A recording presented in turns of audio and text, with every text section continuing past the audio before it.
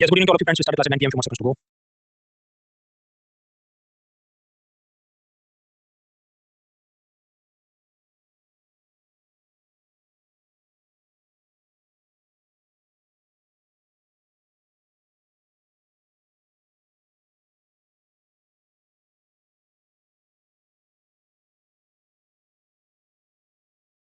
Alright friends, so now 9 p.m. we start this class. My first question is, can you see me? Can you hear me? देख सकते हैं, सुन सकते हैं, तो first में vote करें.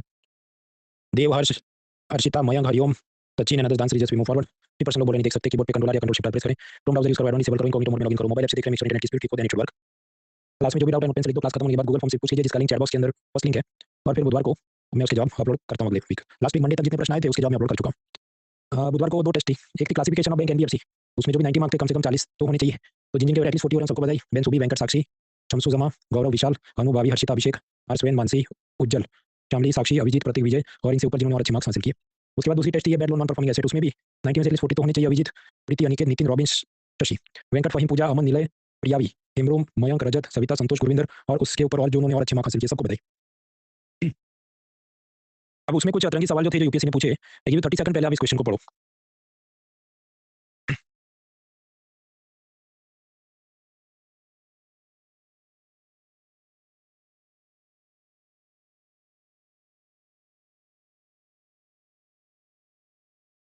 देखिए, ये जो हमने पढ़ा था बासेल नॉर्म्स और उसके लिए भारत सरकार ने बैंकों की जो मदद की उसके बारे में प्रश्न है.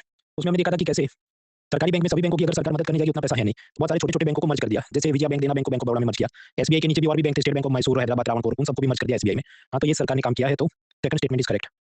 यहाँ पर जो लिखा to put public sector banks in order, merger of this banks have been done with the SBI, बराबर. तो ऑर्डर शब्द यहाँ पर एफिशिएंसी, गवर्नेंस, प्रॉफिटेबिलिटी के संदर्भ में तो सेकंड स्टेटमेंट इज करेक्ट. अब पहला जो बोला क्या कि हर साल उत्तर पिछले 1 दशक में सरकार ने ढेर सारा पैसा इन सब सरकारी बैंकों को दिया है. अब इसका कोई डेटा किताबों में है नहीं, इन्होंने पूछा भी नेट पे सर्च करना पड़े तब पाएंगे. ये जो भी 2018-19 में पूछा तो उसके पहले 10 साल में आप देखो कभी कम कभी ज्यादा, कभी कम कभी ज्यादा, इतना इतना पैसा भारत सरकार ने बासेल नॉर्म्स के लिए सरकारी बैंकों को दिया था. तो इसे सतत रूप से स्टेडी इंक्रीज नहीं बोल सकते, क्योंकि ऐसा जिगजैग जिगजैग चल रहा है. स्टेडी इंक्रीज कैसा होता, जैसा ऊपर जाता तो हम कहते हैं स्टेडी, ये तो मतलब ऊपर नीचे हो रहा है. तो इसलिए फर्स्ट स्टेटमेंट जो है वो रॉन्ग है. स्टेडी इंक्रीज कैपिटल इन्फ्यूजन वो गलत है. तो second is two, one is wrong, तो जवाब होगा क्या, बी ओनली 2 इज करेक्ट. अब ये डिफिकल्ट क्वेश्चन है क्योंकि हम कोई ऐसा सीएजी का रिपोर्ट पढ़ के जा नहीं सकते कि कितना अप डाउन हुआ. इसमें से टेकअवे पॉइंट इतना ही है कि ग्राफ में जो अप डाउन चले तो उसको स्टेडी इंक्रीज नहीं बोलते. बाकी रियल एग्जाम में ये सॉल्व करके जाना पॉसिबल नहीं है. भाई कुछ लोग इसमें भी वकील बन जाते हैं. उनका ये कहना है कि देखो जो एसबीआई के अंदर मर्जर हुआ तो एसबीआई की एफिशिएंसी बढ़ेगी, सभी सरकारी बैंकों की एफिशिएंसी थोड़ी बढ़ेगी. तो भाई वो तो उदाहरण के रूप में बोल रहा है ना. अब आपको पीआईएल के रूप में करना, भाई वो जनरल सेंस में पूछ रहा है. तो ये भी टेकअवे पॉइंट है. वकील की तरह मत पढ़ो क्वेश्चन कि मुझे इसको गलती साबित करना है. फिर ये क्वेश्चन पढ़िए. Again I give you 30 seconds. जवाब तो मैंने दे दिया, अपना पढ़िए.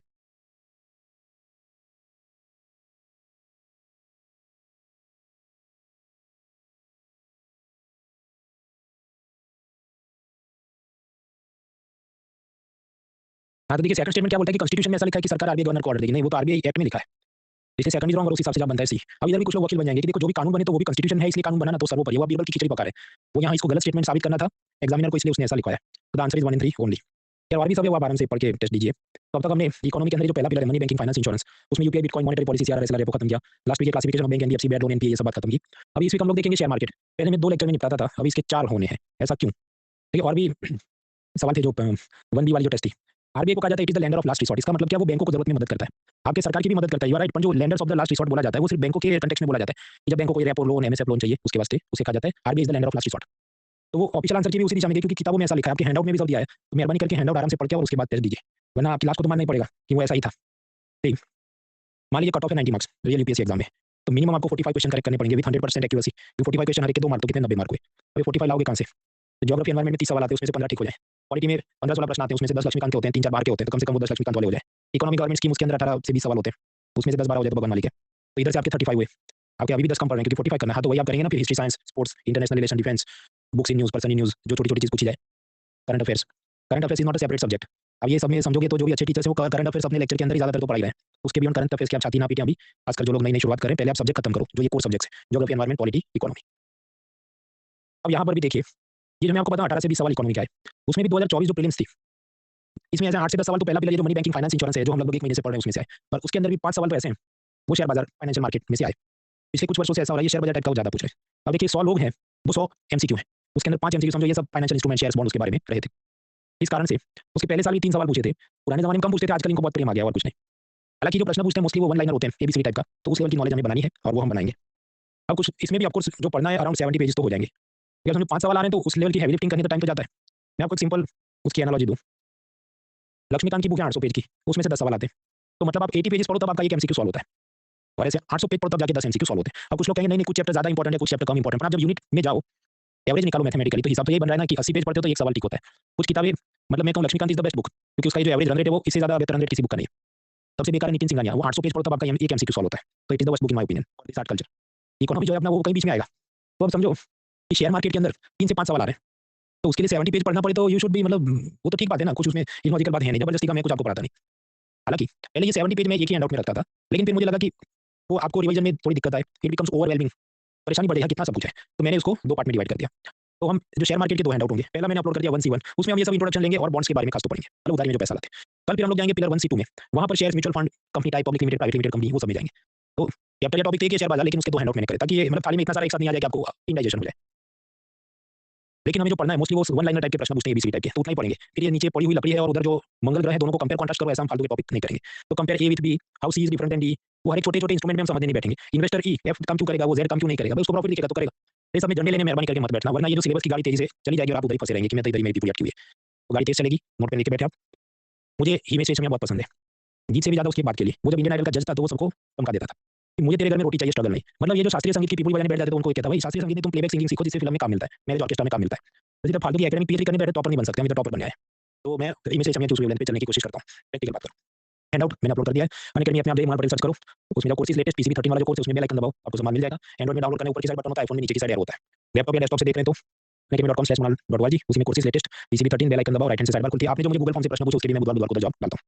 तो now let's start, note pen लेके बैठना क्योंकि बहुत सारी चीजें आएंगी, फिर लोग खिचड़ी करते हैं। सबसे पहले आप समझो कैपिटल यानी पूंजी क्या है। आपको कोई भी धंधा शुरू करना है, एक्सपांड करना है, आपको पैसा चाहिए, उसे हम कहेंगे कैपिटल, पूंजी। अब ये जो आपको पैसा मिला मान लीजिए 100 करोड़, उसमें से कुछ तो आप यूज करेंगे लैंड, बिल्डिंग, मशीनरी वगैरह चीजें खरीदने में, जो स्थायी है एक जगह आप रखेंगे, उसमें से उत्पादन करेंगे, तो आपका ये सब मेरा फिक्स कैपिटल में गया पैसा, आई पूंजी में गया। सामने कुछ ऐसा है कि मान लीजिए आपको सैलरी दिया, रॉ मटेरियल खरीदा, न्यूज़पेपर में एड्स दिए, लाइट बिल, फोन बिल भरा, तो ये सब में जितना पैसा जाता है मुझे कहते हैं ये मेरा वर्किंग कैपिटल में पैसा गया। तो capital will go into 2 directions. अब ये जो कैपिटल आपको लाना है, कहाँ से लाओगे, कैसे लाओगे, तो इसके टाइप्स होते हैं। कि जैसे मैं कहूँ मुझे 1 साल या उससे ज़्यादा के लिए चाहिए, तो लॉन्ग टर्म कैपिटल रिक्वायर्ड। मैं कहूँ नहीं मुझे ये 1-2 महीने के लिए चाहिए, स्टाफ सैलरी करनी, शॉर्ट टर्म कैपिटल। अदानी अपने खुद के पैसों से धंधा करे तो हिज ओन फंड्स, कई बार वो करे मार्केट में अपना लोन ले ले, बॉन्ड इशू करे, बैंक लोन ले, तो डेट से वो फंडिंग लाया है। कुछ बार वो इंटरनल सोर्सेज से लाए, कुछ बार वो विदेशों से लाए, एक्सटर्नल सोर्सेज से, ये सब भी हो सकता है।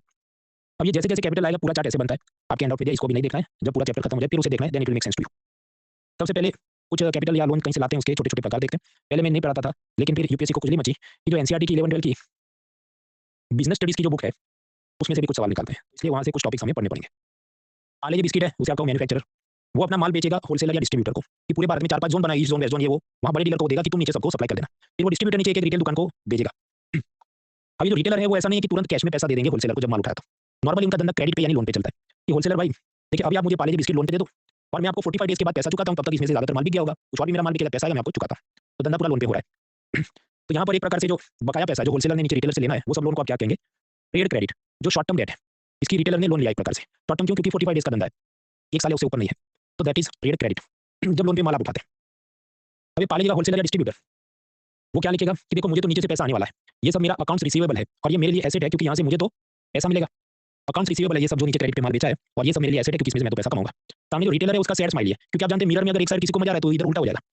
जो रिटेलर है उसके लिए ये लायबिलिटी है, क्योंकि अकाउंट्स पेएबल जो मुझे उसे ऊपर देना है पैसा। सेम थिंग, एक साइड एसेट हुई, दूसरी साइड लायबिलिटी हुई।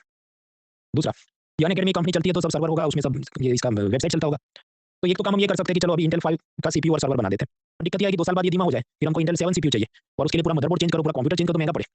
तो दूसरा तरीका क्या हो सकता है कि सारे सर्वर रेंट पे ले लो, उसे हम कहेंगे लीज फाइनेंसिंग।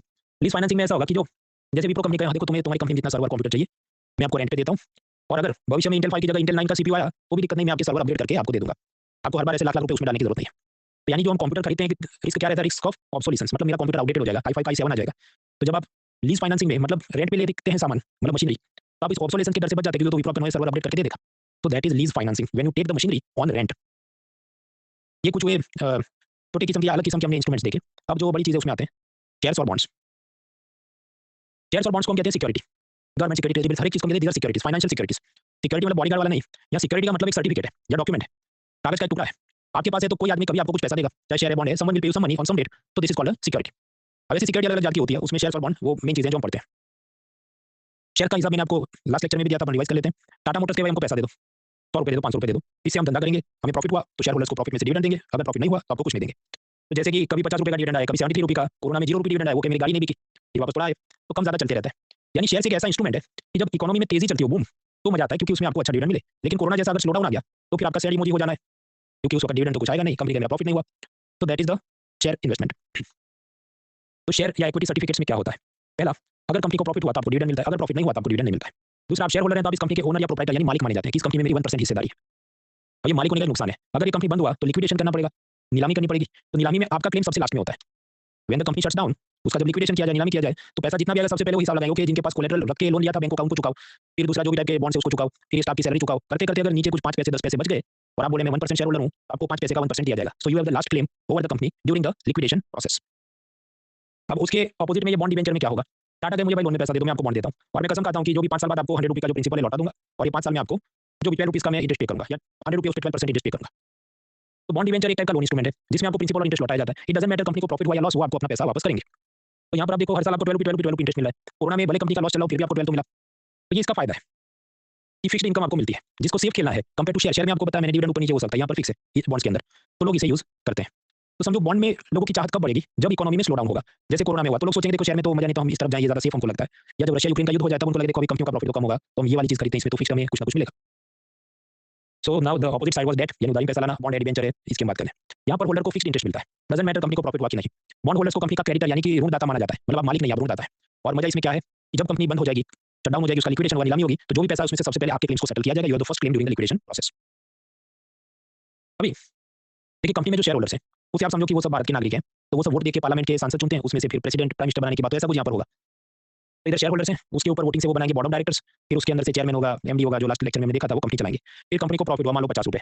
अब ये 50 रुपये का प्रॉफिट हुआ तो वो दो साइड में जाएगा, इसमें से कुछ पैसा वापस से धंधे में रीइन्वेस्ट होगा टू एक्सपांड द बिजनेस। कि जियो कंपनी सोचे अब हमें ये हॉटस्टार भी खरीद लेना है, ये भी खरीद लेना है, तो some of the money they will try to reinvest in the business. ये साइड में जो गया वो हुई कंपनी की रिटेन अर्निंग्स। और बाकी जो पैसा मान लो 20 रुपये, वो सोचा जाए कि ये शेयर होल्डर्स को डिविडेंड के रूप में देंगे। तो कंपनी का प्रॉफिट वो दो जगह ले जाएंगे, थोड़ा रिटेन अर्निंग्स जो इन्वेस्ट करना है बिजनेस में, और बाकी कंपनी का शेयर होल्डर्स उनको कुछ पैसा देना है डिविडेंड में गया। प्रश्न अब इसका बाइफरकेशन कौन डिसाइड करेगा कि कितना रिटेन अर्निंग में देना है, कितना डिविडेंड में देना है? वो सब डिसाइड करता है board of directors. Board of directors. आपको सब्जी खरीदनी है, सब्जी बाजार में जाओगे, जूते खरीदने जूते की दुकान पे जाओगे, तो आपको ये जब फाइनेंशियल इंस्ट्रूमेंट्स ये सब शेयर्स बॉन्ड्स ये सब खरीदना, किधर जाओगे? फाइनेंशियल मार्केट में जाओगे। उसमें भी प्रकार होते हैं। आपको ऐसे इंस्ट्रूमेंट खरीदने हैं जो 1 साल से कम उसकी मैच्योरिटी हो तो मनी मार्केट में जाओगे। 1 साल या उससे ज्यादा की मैच्योरिटी वाले आपको इंस्ट्रूमेंट्स खरीदने जैसे शेयर से बॉन्ड से, तो आप कैपिटल मार्केट में जाओगे। तो 2 टाइप्स ऑफ मार्केट्स। ये क्लासिफिकेशन हुआ बाय टेन्योर अवधि के हिसाब से। फिर आप जो माल खरीदते हैं वो ऐसा कि कंपनी ने फर्स्ट टाइम इशू किया और आप खरीद रहे हैं, तो प्राइमरी मार्केट है कि मान लो 5 साल का बॉन्ड आपने लिया, फिर आपको तीसरे साल एग्जिट कर जाना है, किसी और को इसे बेच देना है, तो आप जाएंगे सेकेंडरी मार्केट में। जैसे कि यूज्ड कार आप बेचने जाते हैं सेकेंडरी मार्केट में। तो फ्रेशनेस के हिसाब से भी फाइनेंशियल मार्केट के दो हिस्से हुए, प्राइमरी मार्केट है, सेकेंडरी मार्केट है। अब समझो सेकेंडरी मार्केट जैसे कि आपने शेयर्स खरीदे, आप किसी और को बेचना चाहते हैं, तो आप जाएंगे बॉम्बे स्टॉक एक्सचेंज यानी बीएसई। तो इसका तो फिजिकल एड्रेस होगा, मान लो मुंबई में दलाल स्ट्रीट पे ये है इसका बिल्डिंग। आपको आजकल तो ऑनलाइन काम होता है, पर कुछ तो फिजिकल एड्रेस है। तो फिर प्राइमरी मार्केट की तरह, प्राइमरी मार्केट मतलब जहाँ पर फ्रेश फर्स्ट टाइम वो शेयर या बॉन्ड इशू हुआ था, जहाँ पे उसका कोई फिजिकल एड्रेस हो जरूरी नहीं है, क्योंकि वो तो इशू तो इधर ही हुआ होता है। वो तो क्लासिफिकेशन के लिए हम ऐसा बोलते हैं कि ये फ्रेश इशू हुआ तो प्राइमरी मार्केट है, इसको रीसेल किया जा रहा है, वो सेकेंडरी मार्केट है। तो वो तो क्लासिफिकेशन और एनालिसिस के लिए हम ऐसा बोलते हैं primary market and secondary market. बाकी प्राइमरी मार्केट का ऐसा कोई अलग लोकेशन नहीं होता, क्योंकि समझो साल के अंदर मान लो 50 कंपनियों ने अपने शेयर्स फर्स्ट टाइम इशू किए, जिसको हम बोलते हैं आईपीओ। उसे 50 बार करने के लिए कोई पूरा साल थोड़ी ऑफिस खोल के बैठेगा, तो वो तो काल्पनिक चीज है।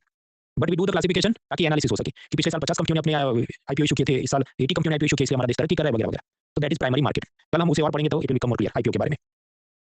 अभी जो मैंने आपको सेकेंडरी मार्केट में बॉम्बे स्टॉक एक्सचेंज मुंबई के अंदर हो, तो उसमें भी समझो आप सब्जी बाजार में गए तो उसके भी टाइप्स होते हैं। इस साइड सब फ्रूट वाले बैठे हैं, उस साइड सब जो भी मसाला धनिया बेचने वाले बैठे हैं, इस साइड जो सिर्फ प्याज टमाटर बेचने वाले बैठे हैं। तो उसी तरह ये जो सेकेंडरी मार्केट उसमें भी सब टाइप्स बनेंगे, शेयर्स का अलग मार्केट, बॉन्ड का अलग मार्केट, डेरिवेटिव्स और कमोडिटी का अलग मार्केट। ये डेरिवेटिव और कमोडिटी क्या है वो हम देखेंगे सैटरडे को।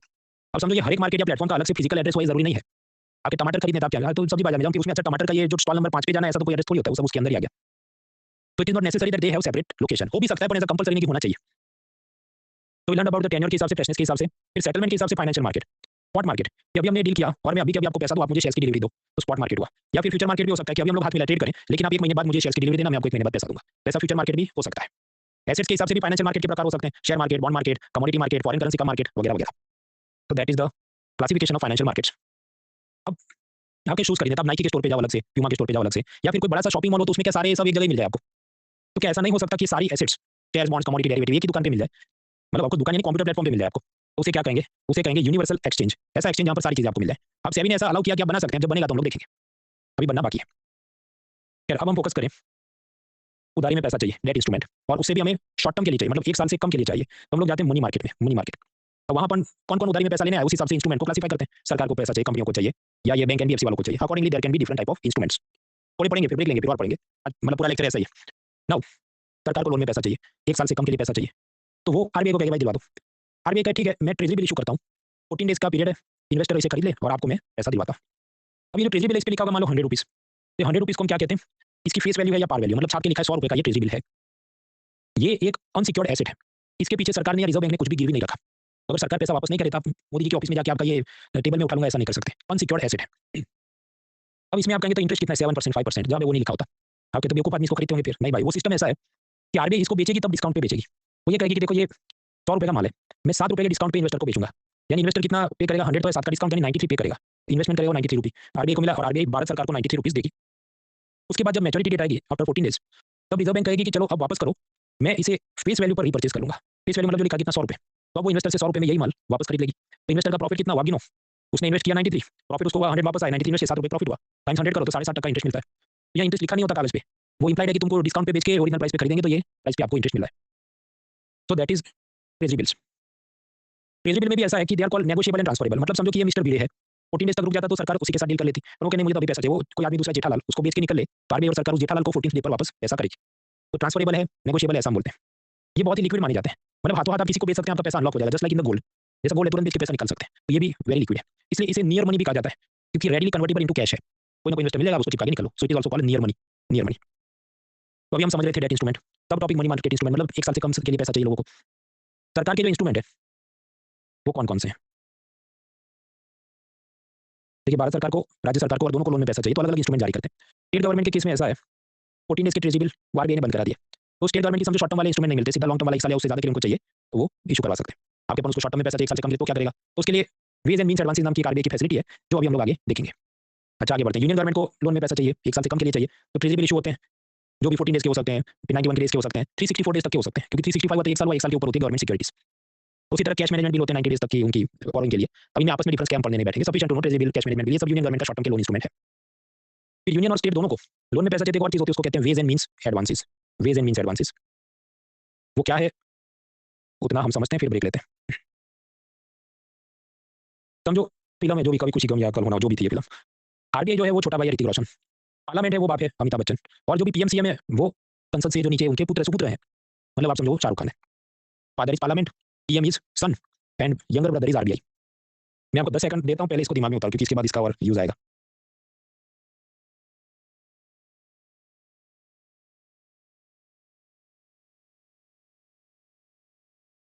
अभी जो फादर है पार्लियामेंट अमिताभ बच्चन, उन्होंने एसआर के मतलब बड़े बेटे को कहा मतलब पीएम को कहा सीएम को कहा कि देखो एक कानून बना रहा हूँ एफआरबीआई में उसमें मैं ऐसा लिखूंगा कि तुम बाजार में से जो भी इतने से ज्यादा पैसे उधारी नहीं ले सकते, you can not borrow more than X rupees from the market. दूसरा, तुम अपने छोटे भाई ऋतिक रोशन से भी उधारी में पैसा नहीं ले सकते, मतलब नॉर्मल सिचुएशन में आरबीआई से भी तुम लोन नहीं ले सकते।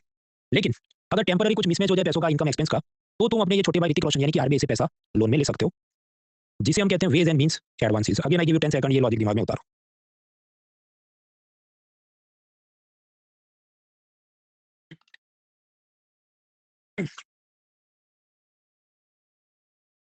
ऐसा सब क्यों है? क्योंकि कानून है fiscal responsibility and budget management act, तो उसमें ये सब लिखा है। सेकंड पिलर में हम लोग समझेंगे, अभी हम लोग फर्स्ट पिलर में। बेसिकली एसआर के छोटे भाई ऋतिक रोशन से लोन में पैसा नहीं ले सकता, सिवाय के टेम्पररी मिसमैच हो जाए तो ले सकता है, जिस चीज को हम कहते हैं वेज एंड मीन्स एडवांसेस। अब समझते हैं ये टेम्पररी मिसमैच क्यों और कैसे होगा। मान लीजिए ओरिजिनल सिचुएशन ऐसी है कि सरकार के खर्चे यानी एक्सपेंसेस है 103 और इनकम है 100 रुपीज। आपके बैलेंस नहीं है, बैलेंस करना पड़ेगा, करेक्ट। तो बैलेंस कैसे करेगी भाई, पैसा इनकम साइड में कम पड़ रहा है तो इनकम है 100, तो कोई नहीं लोन में 3 रुपये एक्स्ट्रा ले लो, इस साइड भी 103 हो गया और खर्चे तो 103 ही थे, तो बजट बैलेंस हो गया। बजट बैलेंस हो गया तो पूरे साल का मतलब 1 अप्रैल से लेकर अगले साल 31 मार्च तक का तो बजट वो ऐसे बैलेंस कर देंगे, वो प्रोजेक्शन लगाएंगे कितना पैसा हम लोन में लेंगे और हमारा काम हो जाएगा। तो पूरे साल के लिए तो समझो बजट बैलेंस है। लेकिन आपका ये तो ऐसा करेगा तो वो तो कुछ भी पैसा उधारी में ले लेगा, 25,000 50,000 कुछ भी, which is not good for economy, you are right. इसीलिए मैंने बोला ना भाई कि एसआरके के ऊपर बच्चन ने ये कानून बना दिया है, पार्लियामेंट ने कानून बनाया है। एफआरबीएम एक्ट है, वो ये कहता है कि आपके देश का जितना जीडीपी है मतलब पूरे साल में जितना प्रोडक्शन करते हो उसका 3% से ज्यादा आप लोन में नहीं ले सकते, ऐसा यूनियन गवर्नमेंट को बोला। उसी तरह स्टेट्स को बोला कि आपके स्टेट में जितना प्रोडक्शन एक साल में हुआ, जैसे उनके gross state domestic product GSDP, उसके 3% से ज्यादा आप मार्केट से उधारी में नहीं ले सकते। ऑफ कोर्स कोरोना उसके बाद ये सब डेडलाइंस को चेंज कर दिया, पर पहले ऐसे रूल्स बनाए थे। यार पर तो कोई नहीं, तो चलो 3% तो ले सकते, तो इसमें जो भी 3 करोड़ या कुछ लिया है तो बजट बैलेंस हो गया पूरे साल के लिए। तो टेम्पररी मिसमैच कब होगा? देखिए पूरे साल का तो बजट बैलेंस कर दिया कि खर्चा 103 है, इनकम 100 है, तो लोन 3 लिया तो हमारा सब मैच हो गया। पर पूरे साल में फिर मिसमैच होते रहेगा अलग अलग महीनों में। इसका कारण ये, समझो जितने ऑफिसर है हर महीने मान लो उनको सैलरी देनी है 2 लाख 2 लाख 2 लाख, तो ये तो कांस्टेंट है। अब सरकार इसके लिए पैसा कैसे लाती होगी कि जैसे जीएसटी में टैक्स कलेक्ट करते हैं, इनकम टैक्स लेते हैं, और अब यहाँ फ्लो गड़बड़ हो जाएगा।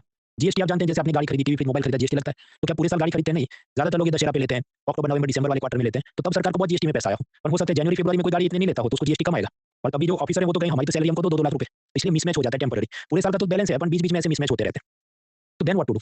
तो इसलिए तो मैंने आपको याद कराया कि बच्चन ने क्या बोला एसआरके को कि भाई छोटे भाई से लोन मत लेना, पर टेम्पररी मिसमैच हो जाए तो तुम आरबीआई से लोन ले सकते हो, जिसे हम कहेंगे डब्ल्यूएमए, यानी there is a short term mismatch during the year.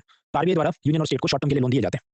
अब ये लोन दिए जाते हैं 3 जात के होते हैं, overdraft, ways and means advances and SDF यानी स्पेशल ड्राइंग फैसिलिटी। ये 3 जो लोन विंडो है उसमें इंटरेस्ट रेट क्या चलते हैं, क्या ब्याज, क्योंकि आरबीआई भी धर्मशाला तो खोली नहीं है, सरकार ने कुछ ब्याज तो देना पड़ेगा। तो वेज एंड मीन्स एडवांसेस वाले विंडो से लोन लेते हैं तो उसमें रेपो परसेंटेज जितना इतना लोन का ब्याज चढ़ेगा, रेपो जो भी चला मान लो 625। उसके ऊपर वाली विंडो ओवरड्राफ्ट में ऐसा है कि रेपो के ऊपर भी 2% 5% कुछ एक्स्ट्रा आरबीआई मांग सकता है, और नीचे वाली जो है एसडीएफ तो ऐसा है कि रेपो जितना चलता है उससे 1% सस्ते में वो लोन देगा। जैसे 3 जात के लोन आरबीआई दे सकता है। अब प्रश्न कौन सा कब दिया जाएगा? मैंने आपको बताया केंद्र सरकार को लोन में पैसा चाहिए तो अपने ट्रेजरी बिल इशू कराता है। If they want to borrow money for less than 1 year, 1 साल से कम के लिए, 1 साल या उससे ज्यादा के लिए तो गवर्नमेंट सिक्योरिटी इशू करवाता है। ये गवर्नमेंट सिक्योरिटी ट्रेजरी बिल में इन्वेस्ट कौन कर सकता है? मेरे आपके जैसे retail investor, yes, mutual fund, pension fund, insurance कंपनियां, ये सब जिसको बोलते हैं इंस्टीट्यूशनल इन्वेस्टर्स। बैंक वाले कर सकते हैं क्यों, एसएलआर कोटा के हिसाब से कुछ तो इन्वेस्ट करना पड़ेगा। फॉरेनर्स कर सकते हैं जिसको कहते हैं एफआईआई एफपीआई, वो क्या है तीसरे पिलर में देखेंगे। लास्ट स्टेट गवर्नमेंट के पास भी एक्स्ट्रा पैसा पड़ा हो तो उनकी श्रद्धा हो तो वो भी स्टेट गवर्नमेंट को also invest in union governments government securities and treasury bills. तो इस प्रकार से यूनियन गवर्नमेंट के गवर्नमेंट सिक्योरिटी और ट्रेजरी बिल्स स्टेट गवर्नमेंट के पास आ सकते हैं। हो सकता है उसने 5 साल का गवर्नमेंट सिक्योरिटी खरीदा, अब बीच में उनको टेम्पररी 14-15 दिन के लिए लोन में चाहिए पैसा, तो क्या करें? तो उसके वास्ते यूनियन की यही सिक्योरिटीज स्टेट गवर्नमेंट आरबीआई में गिरवी रखेगा और आरबीआई उसके बदले उस स्टेट को लोन में पैसा देगा जिसको हम कहते हैं SDF, special drawing facility, SDF for states. वो कैसी चीज है कि अगर स्टेट ने यूनियन का माल खरीद के रखा है उसको गिरवी रखेगा और फिर टेम्पररी लोन लेता है आरबीआई से। कौन? State government. गिव 30 सेकंड इसको दिमाग में उतारो।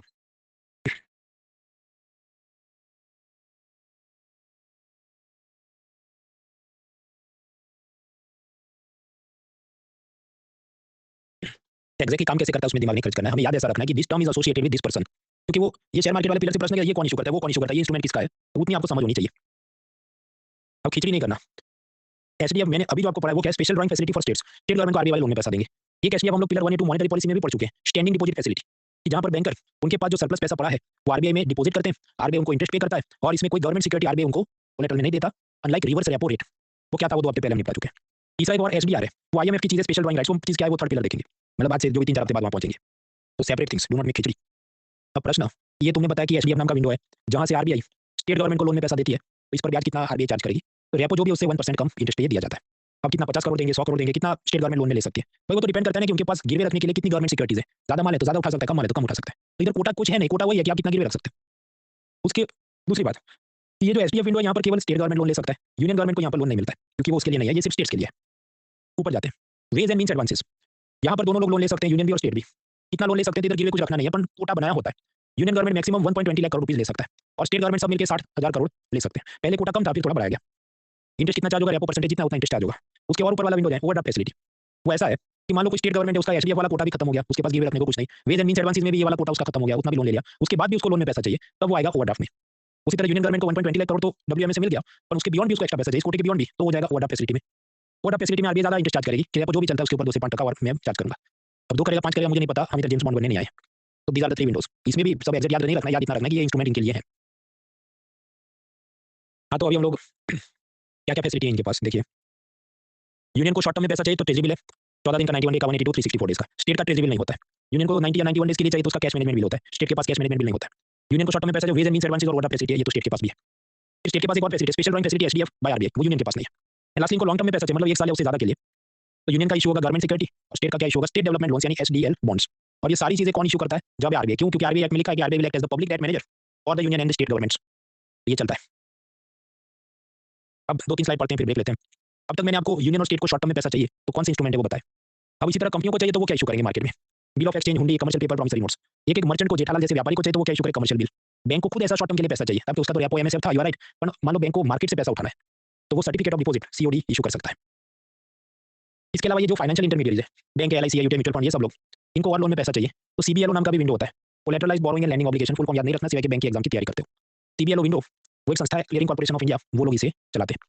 ये भी यूपीएससी ने बीच में एक बार पूछा कि सीबीएलओ विंडो क्या है, शॉर्ट टर्म का है कि लॉन्ग टर्म का है? तो जवाब शॉर्ट टर्म का है। कॉल मनी हमने देखा था कि जब एक दिन के लिए आपस में इनको लोन लेना है, नोटिस मनी मतलब 2 से 14 दिन के लिए लोन में पैसा चाहिए, रेपो रेट वो हम समझ चुके हैं। एक्सटर्नल बेंचमार्क तो भाई एक्सटर्नल बेंचमार्क तो ऐसा शॉर्ट टर्म वाली चीज नहीं है, वो तो मुझे आपको होम लोन चाहिए, इस पे कितना ब्याज चढ़ेगा उसकी आरबीआई की फॉर्मूला है कि बेंचमार्क प्लस जो भी profit margin spread plus risk profile equal external benchmark, वो मामला क्या था 182 में हम लोग समझ चुके हैं, तो खिचड़ी मत करो। देखिए बैंकर को पैसा चाहिए, आरबीआई से भी ला सकता है, रेपो रेट एमएसएफ है, दूसरे बैंक से भी ला सकता है, कॉल मनी है, नोटिस मनी है, मुझसे और आपसे भी ला सकता है जिसको हम कहते हैं डिपॉजिट्स। फिर उसको और दूसरे बैंक एनबीएफसी से पैसा लाने के और इंस्ट्रूमेंट होता है certificate of deposit, certificate of deposit मानी एक्सिस बैंक को एलआईसी से पैसा लाना है शॉर्ट टर्म के लिए तो सर्टिफिकेट ऑफ डिपॉजिट भी वो इशू कर सकता है। बस फिर इससे क्या है, ट्रक भर के जिसको लोन चाहिए उसको देंगे, तो that is certificate of deposits. Repo में हमने देखा था 2 पार्टी थी, आरबीआई था सामने, बैंकर था, तो 2 पार्टी, तो ट्राई पार्टी क्या होता है? 3 पार्टी होंगी। एलआईसी का मुझे शॉर्ट टर्म में लोन चाहिए, एक्सिस का मैं तुमको शॉर्ट टर्म में लोन में पैसा देता हूँ, कुछ गिरवी रखो जैसे गवर्नमेंट सिक्योरिटी, लेकिन यहाँ ये गवर्नमेंट सिक्योरिटी की कस्टडी किसके पास रहेगी? तो तीसरा आप कोई भाई लेके आओ, ये अपने दोनों के बीच मांडवली करा रहा है, तो वो होगा तीसरा एजेंट, जैसे Bombay stock exchange, national stock exchange है, वो ट्राई पार्टी एजेंट बनेगा। ये जो एजेंट है उसका क्या काम है, जो भी कोलेटरल रखा उसकी कस्टडी उसके पास रहेगी और पेमेंट जो प्रोसेस करना है इसका पेमेंट इसको वो दिलवाएगा।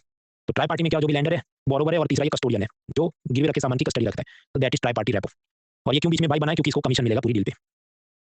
तो हमने सरकार और बाकी सबको जो लोन में पैसा दिया शॉर्ट टर्म में उसके बहुत सारे इंस्ट्रूमेंट समझे। अभी हम लोग एक ब्रेक लेते हैं, ब्रेक के बाद अभी कुछ और भी ऐसे इंस्ट्रूमेंट समझने टीआरईडीएस वगैरह क्या है, but that will do with a fresh mind. Let's take a break for 5 minutes.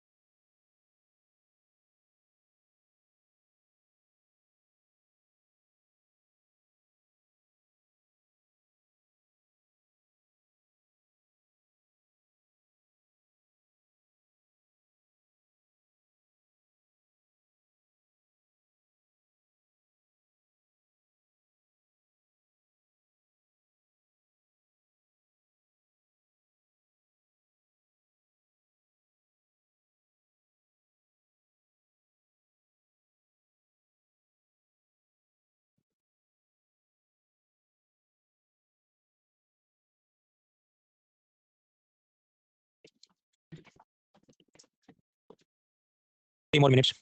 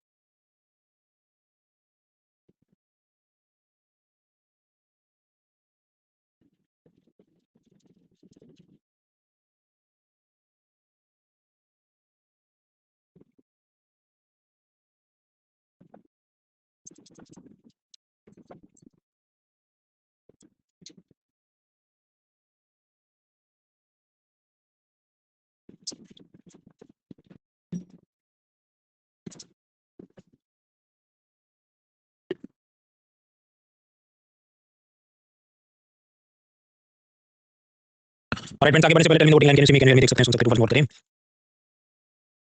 Harsh, Mayank, Alfred, छवि, टूबा, मेहनत, डांसर, जैसे आदित्य, सरगम, वी मूव फॉरवर्ड। तो ये learning about the money market instrument, मतलब 1 साल से कम के लिए पैसा चाहिए तो ये इंस्ट्रूमेंट जारी किए जाते हैं। सरकार का विजन मींस एडवांस एसडीएफ वगैरह देखा। प्राइवेट कंपनी को चाहिए एक और चीज होती है टीआरईडीएस समझते हैं। Let us take a case study. ये कोई माइक्रो स्मॉल मीडियम एंटरप्राइज वाला है, छोटी कंपनी, जो ये कार्डबोर्ड के बॉक्सेस बनाता है और मुकेश अंबानी को बेचता है, जो अपने जियो फोन इसके अंदर पैक करके लोगों को बेचते हैं। तो एक इनवॉइस जनरेट किया होगा, मतलब बिल जनरेट किया होगा, किसने? ये छोटे व्यापारी ने, कि मुकेश भाई 100 रुपये आपने मुझे चुकाने हैं क्योंकि आपने मुझसे बॉक्सेस खरीदे। लेकिन ये जो कंपनियां होती हैं, बड़ी कंपनियों का गेम क्या चलता है, ठीक है पूरे महीने का बिल है वो अगले महीने हम लोग सेटल करेंगे, तो महीने महीने पर पेमेंट आएगा, अभी इमीडिएटली तो कुछ उसको पैसा देंगे नहीं, अब तकलीफ हो जाएगी। ये जो MSME micro small medium enterprise वाले होते हैं, उनका सब पैसों का हमेशा इनको किल्लत रहती है। तो अगले महीने मेरा तो पेमेंट आएगा, मुझे तो अभी के अभी स्टाफ को सैलरी देना है, लाइट बिल भरना है, मैं क्या करूँ? ये जो बिल है, इनवॉइस है, where Mukesh Ambani suppose to pay 100 रुपये, लेकिन उसने अभी पे नहीं किया है, तो इसे हम क्या कहेंगे? ये तो अनपेड इनवॉइस है। तो ये एमएसएमई वाला यही बिल एक प्रकार से गिरवी रखेगा एसबीआई या किसी भी बैंक एनबीएफसी में, और उसके सामने ये बैंक एनबीएफसी वाला 90 रुपीज दे देगा इस एमएसएमई स्मॉल ट्रेडर को। आपके पास बैंक का पैसा वापस कब आएगा? वो आएगा ना, समझो जनवरी में 90 रुपीज दिए थे और फरवरी में तो मुकेश अंबानी 100 रुपये चुका ही देना है कि मैंने आपसे बॉक्सेस खरीदे थे, और वही 100 रुपये ये जो ट्रेडर है वो एसबीआई को चुका देगा। आपके पास इसमें बैंक का क्या फायदा हुआ? तो बैंक का प्रॉफिट समझो, बैंक ने दिया कितना था पैसा? 90, वापस कितना आया? 100, तो 100 माइनस 90 डिवाइड बाय 100, तो कितना? 11% तो इंटरेस्ट बैंक ने इस ट्रेड में कमा लिया। गिव 30 सेकंड, इस चीज को आप समझिए, इसको बोलते हैं फैक्टरिंग, अनपेड इनवॉइस को गिरवी रखवा के शॉर्ट टर्म का लोन देना।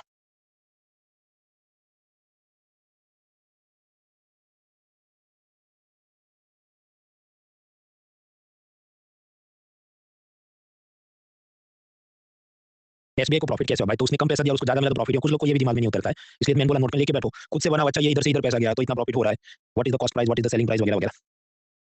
अब यहाँ पर एक तो केस ये हो सकता है कि ये जो ट्रेडर है वो मुकेश अंबानी के हाथ पर पकड़े, मालिक पैसा दे दो और फिर वो जाके बैंक में जमा करे। तो अगर ऐसा होता है तो इसे हम कहते हैं बिल डिस्काउंटिंग, मतलब कि जो एमएसएमई ट्रेडर था उसकी जिम्मेदारी हो कि मुकेश अंबानी से पैसा लेके बैंक में जमा करे, तो उसे कहते हैं बिल डिस्काउंटिंग। कुछ केस में ऐसा होगा कि बैंकर खुद ही मुकेश अंबानी के घर पे चला जाए कि हमको पैसा दो, मतलब बीच में ट्रेडर का रोल चला जाए और मुकेश अंबानी उसको पैसा भी नहीं दे क्योंकि बिल तो एसबीआई के पास है, तो एसबीआई बिल पेश करेगा, मुकेश अंबानी एसबीआई वाले को पैसा देगा, तो that is called factoring. Where bank NBFC takes the responsibility to collect the money from Ambani. तो one is bill discounting and other is called factoring. हालांकि फिलॉसफी तो सेम ही है, अनपेड इनवॉइस को गिरवे रख के पैसा उधारी में दिया जा रहा है। अमेजॉन क्या करता है कि जैसे ये एक पेन ड्राइव है, अलग अलग सेलर्स ने इसको लिस्ट किया है और मेरे आपके जैसे लोग इसको खरीदते हैं। तो अमेजॉन असल में एक ई मार्केट प्लेस है जहाँ पर बायर्स और सेलर्स आपस में मिलते हैं। उसी तरह एक तरफ ये बैंक एनबीएफसी वाले हैं जो ऐसे शॉर्ट टर्म के लोन देना चाहते हैं, और दूसरी तरफ ऐसे स्मॉल ट्रेडर्स और एमएसएमई वाले हैं जो अपना अनपेड इनवॉइसेस गिरवे रख के लोन लेना चाहते हैं। इन दोनों को मिलवा दी ऐसी वेबसाइट क्या है? अमेजॉन बोलेंगे उसे नहीं, उसे कहते हैं टीआरईडीएस प्लेटफॉर्म। ये टीआरईडीएस प्लेटफॉर्म जो इसमें भी जैसे अमेजॉन फ्लिपकार्ट ऐसे और भी होते हैं, M1 एक्सचेंज, RXIL, टीआरईडीएस, बहुत याद रखने की जरूरत है। सफिशिएंट नो, ये भी अमेजॉन जैसा काम इधर चलता है। पहले ये सब जो बिल डिस्काउंटिंग और फैक्टरिंग सभी बैंक एनबीएफसी वाले नहीं कर सकते थे, केवल 7-8 कंपनियों को ही लाइसेंस था। फिर 2021 में कुछ सरकार ने रिफॉर्म लिया, तब से सभी जात के बैंक और सभी जात के एनबीएफसी ये धंधा कर सकते हैं जो मैंने अभी आपको बताया। पहले सिर्फ 7-8 कंपनियों को अलाउ किया था। इन सबको रेगुलेट कौन करता है? याद रखना, आरबीआई रेगुलेट करता है। अब यहाँ एक प्रॉब्लम है कि मान लो एक बिल जनरेट किया ये भाई ने 100 रुपये का, अब उसी की जेरोक्स निकाल के अगर 2 बैंकर से वो लोन लेगा तो ये तो गलत है ना, क्योंकि गिरवे तो रखने लायक उसकी एक ही एसेट है, पर उसको वो मतलब 2 जगह पर जेरोक्स निकाल के दे दे, डबल पैसा मार्केट से उठा लेते, ये तो स्कैम हो जाएगा। उसे हम कहते हैं ड्यूअल फाइनेंसिंग। तो how to stop this? Stop करने का क्या तरीका है कि हर एक इनवॉइस का जो भी सीरियल नंबर 1 2 3 उसका एक सेंट्रल सर्वर में डेटा एंट्री हो जाना चाहिए। तो मान लीजिए ये भाई ने एसबीआई में बिल या इनवॉइस गिरवी रखा है, तो एसबीआई वाला डेटा एंट्री कर दे। फिर जब ये दूसरी बैंक में जाएगा तो वो डेटा एंट्री करेगा, तैयार आ जाएगा, तो अपने आप वो उसको रिजेक्ट कर देगा, तुझे पैसा नहीं मिलेगा, भाग इधर से। तो ऐसा ड्यूअल फाइनेंसिंग से लड़ने के लिए एक सेंट्रल रजिस्ट्री बनाया गया। बस ने सेंट्रल रजिस्ट्री बना, उसका कुछ लीगल बेसिस है, हाँ, तो वो सरपाई एक्ट में उन्होंने बनाया, हालांकि हमें वो याद रखने की जरूरत नहीं। तो पहले ये ड्यूअल फाइनेंसिंग या प्लेजिंग की प्रॉब्लम थी, फिर सरकार ने क्या करा, एक सेंट्रल रजिस्ट्री बनाई जहां सबको अपने इनवॉइस का सब रजिस्टर करते हैं तो पकड़ा जाएगा। तो we learn about the government, we learn about the private parties. अब और चीजें समझनी है। मुंबई के अंदर एक बैंकर ने दूसरे बैंकर को लोन में पैसा दिया, कॉल मनी, नोटिस मनी वगैरह हम कहते हैं। अब हो सकता है एक बैंकर ने इंटरेस्ट चार्ज किया 2 रुपए, दूसरे ने चार्ज किया 3%, चौथे ने चार्ज किया 4%, तो एवरेज कितना है? तो 3 ऑब्जर्वेशन डिवाइड बाय 3 जब जो भी कितना आएगा 3 आना चाहिए, 3%। तो ये एवरेज जो हमने इंटरेस्ट निकाला उसे कहते हैं MIBOR, Mumbai inter bank offered rate. It is the average interest rate at which banks in Mumbai offer short term loans to each other, उसे कहते हैं मीबॉर। आपस में तुम लोग लोन जो देते हो उसका एवरेज क्या तुम लोन इंटरेस्ट चार्ज करते हो, ऐसी ये कंसेप्ट है मीबॉर। तो फिर London inter bank offer rate क्या हुआ? लीबॉर। लंदन में जो बैंक हैं वो आपस में शॉर्ट टर्म के लोन देते हैं, उसमें एवरेज क्या इंटरेस्ट चार्ज करते हैं, उसको कहते हैं लीबॉर। ये 10 सेकंड इसको दिमाग में होगा, क्योंकि इसके बाद इसका स्कैम और सब आएगा। 10 सेकंड्स।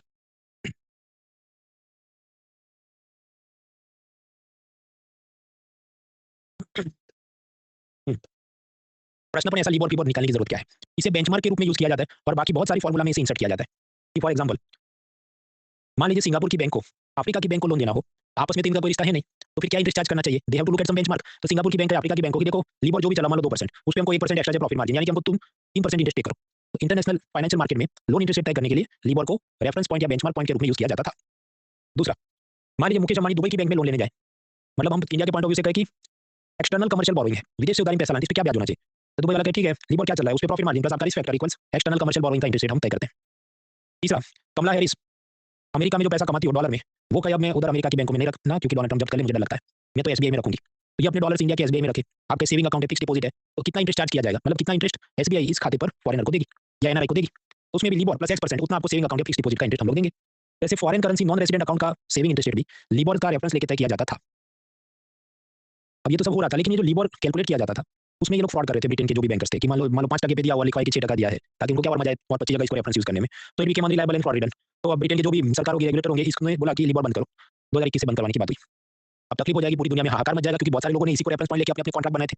तो then you have to rewrite the contracts and you have to come up with some new benchmarks कि चलो लीबॉर खत्म हो गया तो उसकी जगह कुछ नया यूज करेंगे। तो टोक्यो वाले के अपना टोना निकालते हैं, स्विट्जरलैंड सैरो निकाले, यूके स्टर्लिंग पाउंड का नया सोनिया निकले, यूएस का कुछ और निकले, हमें सब याद नहीं रखना, सफिशिएंट टू नो ये सब क्या बात कर रहे हैं, कोई नया इंटरेस्ट रेट बेंचमार्क निकालने की बात कर रहे हैं।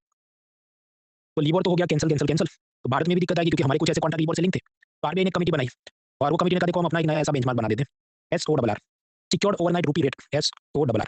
आपके पन भाई एक तो तुमने बताया ना मीबॉर तो मुंबई वाला, उसी को यूज कर लो। अभी जो आरबीआई की कमेटी उसको लगा नहीं, उससे ज्यादा बेहतर होगा ये नया वाला चीज करें, तो हमें एक लाइन में याद रखना है, ये SORR सिक्योर्ड ओवरनाइट रूपी रेट क्या है, भारत के लिए रूपी का इंटरेस्ट रेट बेंचमार्क है, क्योंकि लीबॉर वगैरह के कॉन्ट्रैक्ट हमारे वो बंद हो गए, उसको रीराइट करना है, तो हमें नया रेफरेंस पॉइंट चाहिए। इसके बियॉन्ड इसका जो अपडेट आता है वो सब फालतू की पीएचडी हम करेंगे नहीं, अपनी जवानी इसमें बर्बाद नहीं करनी है, ये एक लाइन का टॉपिक है, पढ़ लिया आगे बढ़ो। तो we learn about the money market instrument, मतलब 1 साल से कम के लिए लोन में पैसा चाहिए तो कुछ ऐसा सब जारी किया जाता है। अब अगर 1 साल या उससे ज्यादा के लिए लोन में पैसा चाहिए तो आप जाएंगे कैपिटल मार्केट में, और उसमें भी सरकार को, कंपनियों को, अलग अलग लोगों को लोन चाहिए, तो अलग अलग जात के इंस्ट्रूमेंट वो इशू करेंगे, जो एक एक करके हम लोग पढ़ेंगे। सबसे पहले हम बात करें सरकार को लोन चाहिए क्या इशू करे, गवर्नमेंट सिक्योरिटी है या अमेरिका में ट्रेजरी बॉन्ड्स हैं, सॉवरेन बॉन्ड्स हैं, ऐसा कुछ इशू करे। अब आपको याद रखना है कि ये जो भी सॉवरेन बॉन्ड्स है, ट्रेजरी बॉन्ड या गवर्नमेंट सिक्योरिटी है, उसके पीछे कुछ भी कोलेटरल नहीं होता, कुछ भी गिरवी नहीं रखा होता। तो अमेरिकी सरकार अगर लोन वापस नहीं करे तो आप ये नहीं कह सकते कि हमें ये प्रेसिडेंट का लिमोजिन कार हम जब्त करते हैं, it is not allowed, you don't have any collateral. Security सब टॉपिक, डेट सब टॉपिक, लॉन्ग टर्म सब टॉपिक, गवर्नमेंट जो इशू करे, government security, dated security, sovereign bond भी कहा जाता है, इसमें कोई कोलेटरल नहीं है, लेकिन फिर भी इसको गिल्ट एज सिक्योरिटी माना जाता है। आप स्पेलिंग देखो, गिल्ट है, वो ऐसा गिल्ट नहीं है, GUILT, गिल्ट। गिल्ट मतलब अपराध। अपराध भाव आपको जब आपकी 4-5 अटेम्प्ट चले जाए और आपको लगे नहीं वो जो टीचर बोल रहे थे फर्स्ट अटेम्प्ट में उत्तर तमीज से मैं पढ़ लेता, मेरा कल्याण हो जाता, that is called guilt, it is separate thing. यहाँ पर GILT गिल्ट, गिल्ट मतलब प्राइम क्वालिटी, अग्रिम दर्जे की ये चीज है, क्योंकि स्वाभाविक है सरकार लोन चुकाएगी इन मोस्ट केसेस, इसलिए इसको कहते हैं गिल्ट एज्ड सिक्योरिटीज। लेकिन तभी एक समान रूप से प्राइम क्वालिटी के नहीं है। अमेरिका की चीज़ें तो बेस्ट होगी, सोमालिया की सरकार इश्यू करता है, ये नहीं कह सकते वो भी इतना गिल्ट है सिक्योरिटी। तो you have to come up with some rating. Rating में जब कि जैसे कहा जाए कि ट्रिपल ए रेटिंग है यूएस ट्रेजरी बॉन्ड का, मतलब सेफेस्ट माना जाता है, रिस्क सबसे कम है, तो आपको इंटरेस्ट भी कम देगा 2%। करते-करते भारत का रेटिंग चलता है अराउंड AA, तो रिस्क ज़्यादा है, इसलिए हमें जो भी 6-7% देना पड़ता है। नीचे और सोमालिया का होगा मे बी 13%। तो ये सब क्रेडिट रेटिंग सरकारी बॉन्ड्स का भी होता है। Fitch, Moody, standard and poor वगैरह संस्था ये काम करती है। इमर्जिंग मार्केट इकोनॉमीज बोल के Bharat, China, Brazil, south Africa या कोई देश, इन सब देशों ने जो अपने ऐसे सरकारी बॉन्ड इश्यू किए, उस पर क्या यील्ड चल रही है? तो हम एवरेज निकाल सकते हैं कि A + B + C divide by 3, तो हमें कुछ नंबर मिलेगा। ये एवरेज जो इमर्जिंग मार्केट इकोनॉमीज है, चाइना है, इंडिया है, उनकी सरकारों की जो सरकारी सिक्योरिटीज है, उसका यील्ड का ये एवरेज नंबर चल रहा है और ये भी अप डाउन चलते रहेगा। तो ऐसा हम इंडेक्स बनाए उसको क्या कहेंगे? Emerging debt market bond index bye JP Morgan से, जो ऐसी कोई रेटिंग वाली संस्था होगी। अब पहले यहाँ पर इंडिया नहीं था, ये फॉर्मूला में इंडिया को अभी कुछ सालों पहले ऐड किया गया। तो इससे क्या फायदा है? फॉर एग्जाम्पल मान लीजिए कि आप जो भी कोई आप फिल्म क्रिटिक्स की यूट्यूब चैनल देखते हो, तो अगर वो किसी एक फिल्म का रिव्यू करेगा तभी आपको पता चलेगा भाई ये भी दुनिया में चीज़ है और इसे हमें देखना है कि नहीं देखना है। और थोड़ी रिलायबिलिटी बढ़ती है। अच्छा, ये जो बड़ा क्रिटिक है उसने 2 शब्द इसके अच्छे बोल दिए या इसने इसकी बात करी है, तो मुझे चेक करना चाहिए कौन सा वेब सीरीज या फिल्म चल रहा है। सिमिलरली पहले इधर भारत नहीं था, तो बड़े फॉरेन इन्वेस्टर वो सोचे हैं भाई भारत इतना जोरदार होगा भी नहीं, ये लोग इस फॉर्मूला में डालें, but now they have added it, तो थोड़ी इज्जत बढ़ती है, तो वो लोग भी आके इन्वेस्ट करते हैं। तो how it helps is more foreign investors get attracted in your government securities. ये एक लाइन का मुद्दा है, लेकिन इकोनॉमिक सर्वे का ये मानना है कि बस इसी से बस भारत विश्व गुरु बन गया। तो वो हर साल सर्वे में ये पीपल बजाते रहते हैं, जो एक लाइन में क्या है मैंने आपको बता दिया। इतिहास में जाते जब अंग्रेजों का जमाना था, आजकल तो सब ऑनलाइन ट्रेडिंग होता है, डिजिटल सर्टिफिकेट्स होते हैं, पुराने जमाने में कागज में व्यवहार होता था। तो कॉलोनियल एरा में सरकार को लोन में पैसा चाहिए, तो वैसे बड़े-बड़े कागज में सब छाप के आपको देती थी। अब इधर आप देखो लिखा है $5, स्टेट ऑफ लुइजियाना मतलब यूएस के कोई राज्य को लोन में पैसा चाहिए। अब आप ध्यान से देखिए यहाँ पर क्या हो रहा है कि ये एक पेपर इतना है और ये सब कूपन्स हैं, ये 1, 2, 3, 4, इस पे कुछ लिखा है 7.5 या कुछ लिखा है। इसका मतलब कि आपको ये 4 लिखे हैं तो 4 साल का बॉन्ड है। हर साल आपको ये कूपन का इतना पार्ट पार्ट देना है और स्टेट गवर्नमेंट के ऑफिस में जाके जमा करना है। और वो कितना लिखा है 7.5, तो जो भी उस हिसाब से 7.5 सेंट देगा या कुछ देगा आपको। 4 साल तक देगा तो आपको 0.30 सेंट्स के ब्याज मिल गया। और 5वें साल आपको क्या करना है, ये जो बाकी का बॉन्ड है ये बॉर्डर वाला, ये उनको दे देना है और वो आपको बाकी के $5 दे देंगे। अब आप इसमें इंटरेस्ट निकालो इस हिसाब से, तो पता चले कि यहाँ पर आपको 6% प्रॉफिट हुआ। ये हमको 6% इंटरेस्ट मिला और क्योंकि कूपन फाड़-फाड़ के आपने ये पैसा कमाया, तो इसको कूपन रेट भी कहा जाता है। इसलिए इवन इन मॉडर्न टाइम्स जब ऐसे सब इंस्ट्रूमेंट डिजिटल इश्यू होते हैं, कागज तो है नहीं, लेकिन फिर भी जो इंटरेस्ट रेट है उसके लिए वर्ड यूज़ किया जाता है कूपन रेट, कि आपके बॉन्ड का क्या कूपन रेट चल रहा है, तो बेसिकली दे आर टेलिंग भाई ब्याज कितना देते हो तुम, तो दैट इज कूपन बॉन्ड। ये जो कूपन बॉन्ड है इसमें आप देखो कोई नाम नहीं लिखा है कि मृणाल पटेल ने इन्वेस्ट किया, कोई पैन कार्ड नंबर नहीं लिखा है, आधार कार्ड, पासपोर्ट नंबर कुछ नहीं है। मतलब समझो कि ये जो कूपन है, पढ़ के जो भी देगा उसको पैसा देगी, वो वेरीफाई करने नहीं बैठेंगे तुम मृणाल हो या क्या हो। इस कारण से इसको कहा जाता है बियरर बॉन्ड्स। मतलब इसका कोई मालिक या कौन इन्वेस्टर है आप ट्रेस नहीं कर सकते। इसलिए जेम्स बॉन्ड की पुरानी फिल्मों में जो विलन कुछ करेगा कि मेरा न्यूक्लियर मिसाइल बना दिया है और तुम्हारी सरकार मुझे बियरर बॉन्ड में $1 बिलियन दो बनना मैं वो दूंगा, तो बियरर बॉन्ड में क्यों मांगता है, क्योंकि उसको पता है इसमें ट्रेस नहीं कर पाएंगे आप। मान लीजिए जो सरकार है वो ऐसा बॉन्ड इशू करे, इसमें आप देखो कूपन नहीं है, सिर्फ एक ही कागज है $5 का, कोई कूपन फाड़ के देने को नहीं है, तो इसे आप क्या कहेंगे, जीरो कूपन बॉन्ड, यानी कि बॉन्ड विदाउट कूपन्स। आप कहते हो तो कोई बेवकूफ आदमी होगा खरीदेगा, इसमें कुछ ब्याज तो है नहीं, भाई उसमें वो ट्रिक लगाएंगे ना, इसे डिस्काउंटेड प्राइस पे बेचेंगे $4.5 में, और मैच्योरिटी पीरियड में वो कहेंगे कि ओरिजिनल प्राइस में आपसे खरीद लेंगे, जो हमने आगे देखा वो ट्रेजरी बिल वाले में, तो फिर आपको अराउंड 11% मिल जाएगा।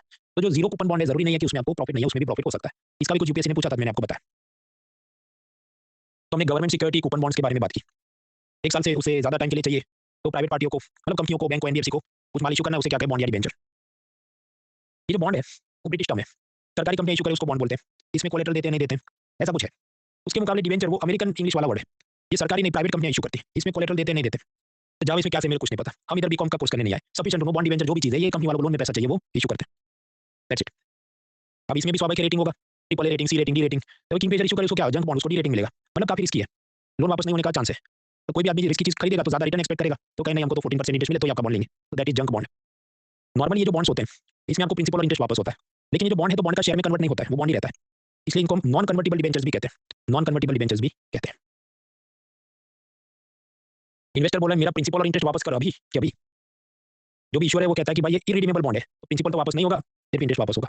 वैसे इरिडीमेबल बॉन्ड्स भी हो सकते हैं, उसको रिडीम नहीं कर सकते, मतलब कि कागज का जो आखिरी टुकड़ा था $5 वाला वो आप लेके प्रिंसिपल वापस नहीं कर सकते। तो बॉन्ड कैसे दो जात हो गए, redeemable bonds and irredeemable bonds. दोनों में देखिए इंटरेस्ट तो वापस होगा, ब्याज तो आपको मिलेगा, प्रिंसिपल वापस होगा कि नहीं। तो रिडीमेबल बॉन्ड ऐसा उसमें प्रिंसिपल वापस होगा, इरिडीमेबल बॉन्ड है उसमें प्रिंसिपल वापस नहीं होगा। फॉर एग्जांपल ये लास्ट लेक्चर में हमने देखा था 81 बॉन्ड्स, वो इस टाइप के बॉन्ड थे कि जब वो बैंक में स्कैम हो जाएगा तो नुकसान की भरपाई के लिए वो प्रिंसिपल यूज करें, आपको लात मार के निकाल देंगे। फिर ऐसे हो सकते हैं कंसोल बॉन्ड्स, कंसोल बॉन्ड हम देखे वो भी ऐसा ही है कि उसमें प्रिंसिपल वापस नहीं करें। जस्ट अ मिनट, यार आगे स्लाइड में आया था उसको देख लेते हैं। तो देयर आर सर्टेन बॉन्ड्स कि जहां पर आपको प्रिंसिपल वापस नहीं होगा। मूविंग फर्दर, अब ऐसे बॉन्ड्स या इंस्ट्रूमेंट देखते हैं जो किसी खास उद्देश्य से निकाले गए, मतलब उद्देश्य तो उधारी में पैसा लेना है, और भी उद्देश्य हो सकते हैं, महंगाई से लड़ना है, हम नहीं चाहते तुम गोल्ड खरीदो, तुम हमारे बॉन्ड खरीदो, तुम्हारे पास ब्लैक मनी है इसमें जमा कर दो, इन पैसों से तो हम सिर्फ एनवायरमेंट का प्रोजेक्ट करेंगे। ऐसे अलग अलग ऑब्जेक्टिव से भी बॉन्ड इशू किए जा सकते हैं। तो अकॉर्डिंगली देयर आर मेनी सब टाइप्स। एक आध समझते हैं फिर देख लेते हैं।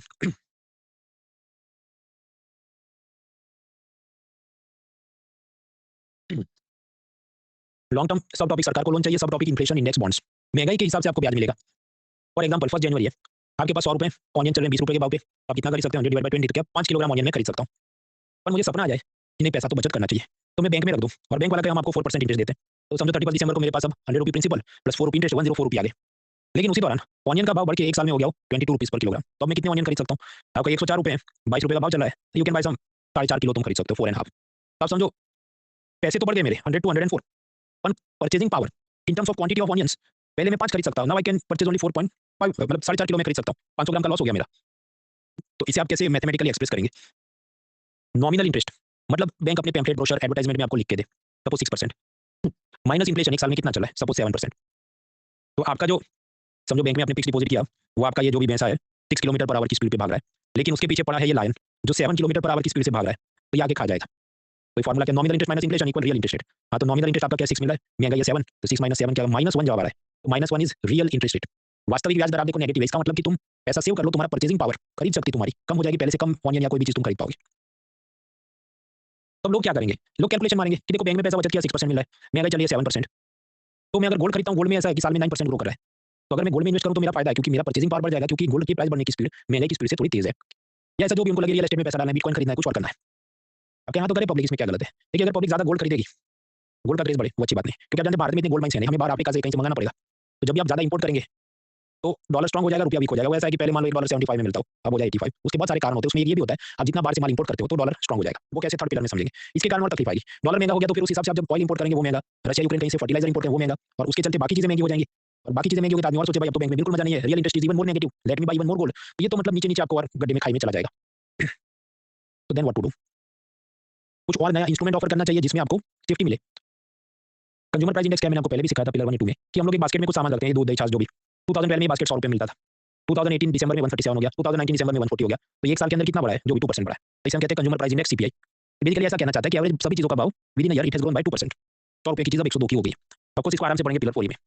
नाउ 2013 में आरबीआई को लगा कि ये सबसे लड़ना है तो मुझे ये करना पड़ेगा कि नया इन्वेस्टमेंट इंस्ट्रूमेंट देता हूँ, उसमें प्रॉमिस किया हो कि भाई इन्फ्लेशन जितना भी है हम आपको उससे 1.5% एक्स्ट्रा इंटरेस्ट देंगे।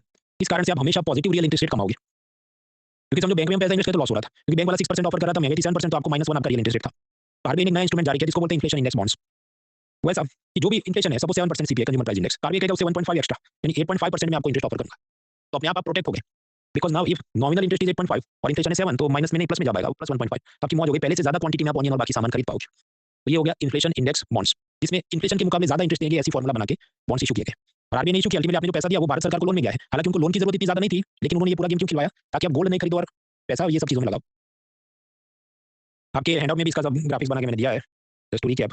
आपने कुछ दम इन्फ्लेशन लाइन है जो आपको खा जाता था, तो फिर आपने सोचा भाई तो मैं गोल्ड में पैसा डालता हूँ, वहाँ पर ज्यादा पॉजिटिव है, लेकिन उससे इंडिया का रूपी वीक होता है, इंपोर्ट बढ़ जाता है, ब्लैक मनी और टैक्स इवेजन की भी प्रॉब्लम हो सकती है, क्योंकि लोग गोल्ड खरीदेंगे सरकार को हिसाब नहीं देंगे वगैरह। आरबीआई ने कहा कोई दिक्कत नहीं, जो भी महंगाई है मतलब सपोज 10%, तो हम आपको ऐसा सांड देते हैं जो इससे 1.5% की ज्यादा स्पीड से चलेगा इन्फ्लेशन इंडेक्स बॉन्ड, तो हमेशा आप सेफ हैं इन्फ्लेशन से, इन्फ्लेशन का लाइन आपको खा नहीं सकता। तो दैट इज डन।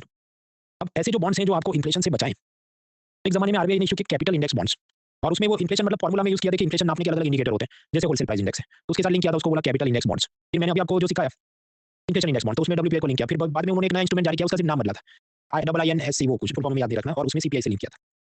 इसको किससे लिंक है कुछ काम का नहीं है, जानना जो था बेसिक मैंने आपको बताया, इन्फ्लेशन इंडेक्स बॉन्ड महंगाई से ज्यादा ब्याज दे ऐसा फॉर्मूला रहता है, तो तुम बता क्यों रहे हो, अगर ये सब याद नहीं रखना है। वो मैं इसलिए बता रहा हूँ, ये जो कोचिंग माफिया है, एक बार उन्होंने अपना नोट्स बनाया था जब बाबा आदम के जमाने में, फिर सीधा उन्होंने 90s में अपडेट किया होगा, उसके बाद जीवन में कभी अपडेट नहीं किया, तो वहाँ सब ये लिखा होगा अब इसमें से मॉक टेस्ट बनाएंगे, तो फिर बाबू सोने वैम्पायर बन जाते हैं, मेरा खून पीने के लिए तुमने सिखाया नहीं था, जबकि मुझे लगता भी नहीं ये काम करी चीज़ है, अब एक लाइन में समझ लिया काफी है, तो वो खून नहीं पिए गूगल फॉर्म में, इसके वास्ते मैंने आपको ये बताया। तो ये सब ऐसी चीज़ 2007 में हुई थी या कब हुई थी। Okay, so we learn about the inflation index bonds. इसके बाद एक छोटा टॉपिक पढ़ते हैं सॉवरेन गोल्ड बॉन्ड, क्योंकि इसी फ्लो में वो भी है, फिर हम देख लेते हैं।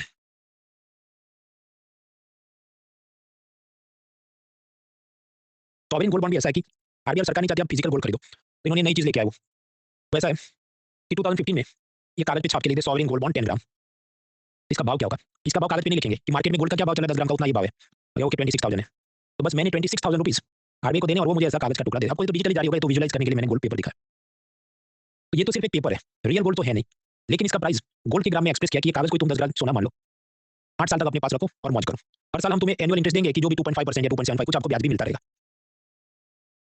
तो समझो ये जो सॉवरेन गोल्ड बॉन्ड है, ये कागज का टुकड़ा, it is a piece of paper, it is not gold, सोना नहीं है सोने का, लेकिन भाव जो चल रहा है उसके साथ ही लिंक है कि 10 ग्राम गोल्ड का जो प्राइस है उतना इसका प्राइस है। तो इसमें फायदा क्या है? फायदा ऐसा है कि 8 साल का मैच्योरिटी है, तो 2015 में मैंने खरीदा 26,000 का। 8 साल बाद मुझे रिटर्न कर देना है आरबीआई को, और आरबीआई सोचेगा ओके 10 ग्राम गोल्ड का क्या भाव चल रहा है 2023 में, मान लो 65,000, तो आरबीआई मुझे 65,000 रुपीज़ दे देगा, तो मेरा बहुत बड़ा प्रॉफिट इसमें हो जाएगा। इससे फायदा क्या हुआ? फायदा ये हुआ कि मैं फिजिकल गोल्ड नहीं खरीदूंगा, उसके चलते जो प्रॉब्लम होती थी, इंपोर्ट बिल बढ़ जाता था, रुपया वीक हो जाता था, उसके चलते क्रूड इंपोर्ट महंगा होता है, वो सबसे हम बच सके, पब्लिक का गोल्ड का क्रेज थोड़ा कम रहे। तो that was the idea behind this sovereign gold bonds. इसमें 8 साल बाद आपको ये प्रिंसिपल एक तरह से वापस कर रहा है, तो हर साल आपको ब्याज भी मिलता है, एनुअल इंटरेस्ट, वो कितना 2-3 टका कुछ देते हैं। तो ये जो गोल्ड बॉन्ड है, उसमें हर साल आपको जो भी आपने इन्वेस्ट किया उस हिसाब से 2.75% इंटरेस्ट मिलता है। तो क्या बैंक में रखो पैसा तो 4-6 टका कुछ तो मिलता होगा, ज़्यादा ही मिलता है। तो पब्लिक क्यों इसमें पैसा डाले? तो मैंने आपको बताया भाई, क्योंकि जो प्रिंसिपल है वो गोल्ड ग्राम में एक्सप्रेस है, तो इस कारण से जब प्रिंसिपल अगर गोल्ड का भाव बढ़ता है तो आपको मोटी रकम मिल सकती है। रिस्क भी है, मान लो गोल्ड का प्राइस गिर जाए, 26 की जगह 25 हो जाए, तो हो सकता है आपका लॉस कुछ हो, पर वो सब में हम पढ़ेंगे नहीं टर्म्स एंड कंडीशन क्या है। अब यहाँ पर एक बड़ी प्रॉब्लम हो गई कि सोने का भाव अचानक से बहुत बढ़ गया। तो मान लो अगर मैं 2019 में, मतलब सरकार आरबीआई के द्वारा हर साल सॉवरेन गोल्ड बॉन्ड इशू कराती थी, 2019 में मैं खरीदता तो 35,000 रुपीज़ का मुझे मिल जाता एक बॉन्ड, और फिर उसके जो भी 5 साल में ही भाव बढ़ के हो गया कितना 75,000, तो इतने में 114% का प्रॉफिट मेरा तो हो गया। और अगर मेरा इतना प्रॉफिट है तो सरकार को पसीने छूट जाएंगे, भाई नहीं पड़ेगा इतना तो ब्याज हम कैसे दें, मतलब ब्याज तो नहीं पर प्रिंसिपल इतना जो ग्रो हो गया। इसलिए सरकार ने ये सोचा है कि ठीक है जो दे दिया वो तो दे दिया, पुराना जो भी है उसको हम आपको पे कर देंगे, पर भविष्य में ऐसे फ्रेश बॉन्ड सब शायद हम इशू नहीं करेंगे, क्योंकि हम तो फंस जाते हैं ये तो इशू करके। इस कारण से ये जो सॉवरेन गोल्ड बॉन्ड्स थे, ऑफ कोर्स इशू किए उतने साल किए और उन सबको ऑनर भी करेगी सरकार, प्रिंसिपल इंटरेस्ट जो चुकाना चुका देगी, और भविष्य में अब नहीं करेंगे क्योंकि इसमें हमें लॉस बहुत दिखता है। ये एक चीज़ चलती है। इसके बाद और भी मुद्दे हैं वो हम फ्रेश माइंड से पढ़ेंगे। ब्रेक लेते हैं, ब्रेक में आप 2024 प्रीलिम का एक सिंपल क्वेश्चन ट्राई करें, then we move forward. Break for 5 minutes.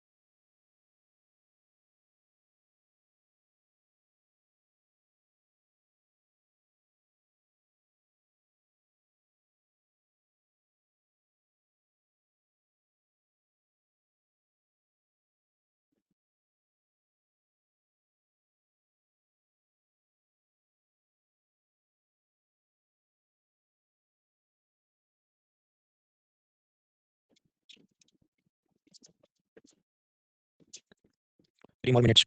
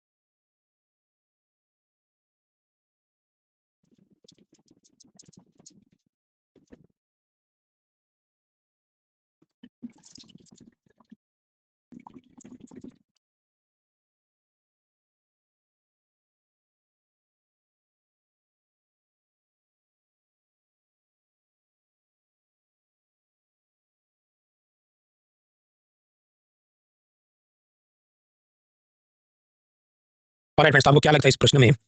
Voting line and timer starts in 3 2 1 start.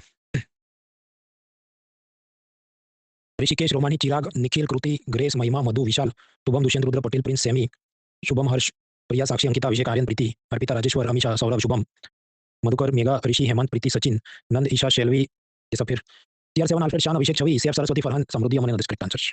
भाई अभी तो हम लोगों ने देखा, अगर अमेरिकन सरकार लोन नहीं चुकाएगी तो आप कुछ रिकवर नहीं कर सकते, क्योंकि उन्होंने तो पूरा कुछ भी गिरवी नहीं रखा है उसके पीछे। हाँ, तो पहला स्टेटमेंट क्या कहता है? भाई कि आपको कोई क्लेम नहीं मिलेगा, करेक्ट? क्यों नहीं मिलेगा? Because US government debt is not back by any hard assets, only faith of the government. आपने विश्वास से खरीदा, कुछ पीछे गिरवे है नहीं था, कुछ तुम भी उसमें निकाल नहीं सकते। तो both statements are correct and 2 is the correct explanation of first statement. तो the answer is A. Anyways, आगे बढ़ते हैं। बॉन्ड के अलग अलग प्रकार हम लोग देख रहे थे। इन्फ्लेशन इंडेक्स बॉन्ड्स देखे, सॉवरेन गोल्ड बॉन्ड देखे, अब कुछ थोड़े अलग किस्म के इंस्ट्रूमेंट देखते हैं। देखिए, कंपनी शुरू करनी है, एक्सपांड करनी है, आपको पूंजी चाहिए, कैपिटल चाहिए। अब इसके वास्ते एक तो हो सकता है आप उधारी में पैसा लाओ, जैसे बॉन्ड इश्यू किए, लोन इश्यू किए, लोन मतलब लिए। इन्वेस्टर के लिए क्या है, इसमें रिस्क कम रहता है कंपेयर टू शेयर्स, क्योंकि शेयर में आपको मैंने बताया कोरोना में टाटा मोटर्स का कोई प्रॉफिट नहीं था, आपको कोई डिविडेंड नहीं, और यहाँ पर आपको एश्योर्ड रिटर्न मिलता है। दूसरा तरीका है कि कंपनी या तो खुद के फंड से लेके आए इक्विटी, या किसी को मतलब हिस्सेदारी दे दे, शेयर्स दे दे, पार्टनरशिप कर ले, लेकिन यहाँ पर थोड़ा रिस्क ज़्यादा रहता है, रिवॉर्ड भी ज़्यादा मिल सकता है, डिपेंड करता है कंपनी कैसे प्रॉफिट करे। तो एक तरफ तो बोरोड मनी है, दूसरी तरफ ऐसा कि अपने शेयर से पार्टनरशिप दे दे। हम तो एक तरफ बॉन्ड है, दूसरी तरफ शेयर्स है, तो क्या कुछ ऐसा हो सकता है जो दोनों साइड के मजे दे? मतलब एक तरफ आपका डीएसएलआर कैमरा है, दूसरी तरफ से नॉर्मल सा टेलीफोन है, तो क्या बीच में स्मार्टफोन हो सकता है जो दोनों के मजे दे दे? तो दोनों साइड के आपको मजे चाहिए, ऐसा जो इंस्ट्रूमेंट उसे क्या कहे, हाइब्रिड फाइनेंसिंग या मेज़ानाइन फाइनेंसिंग। अब ये क्या है, ये समझते हैं।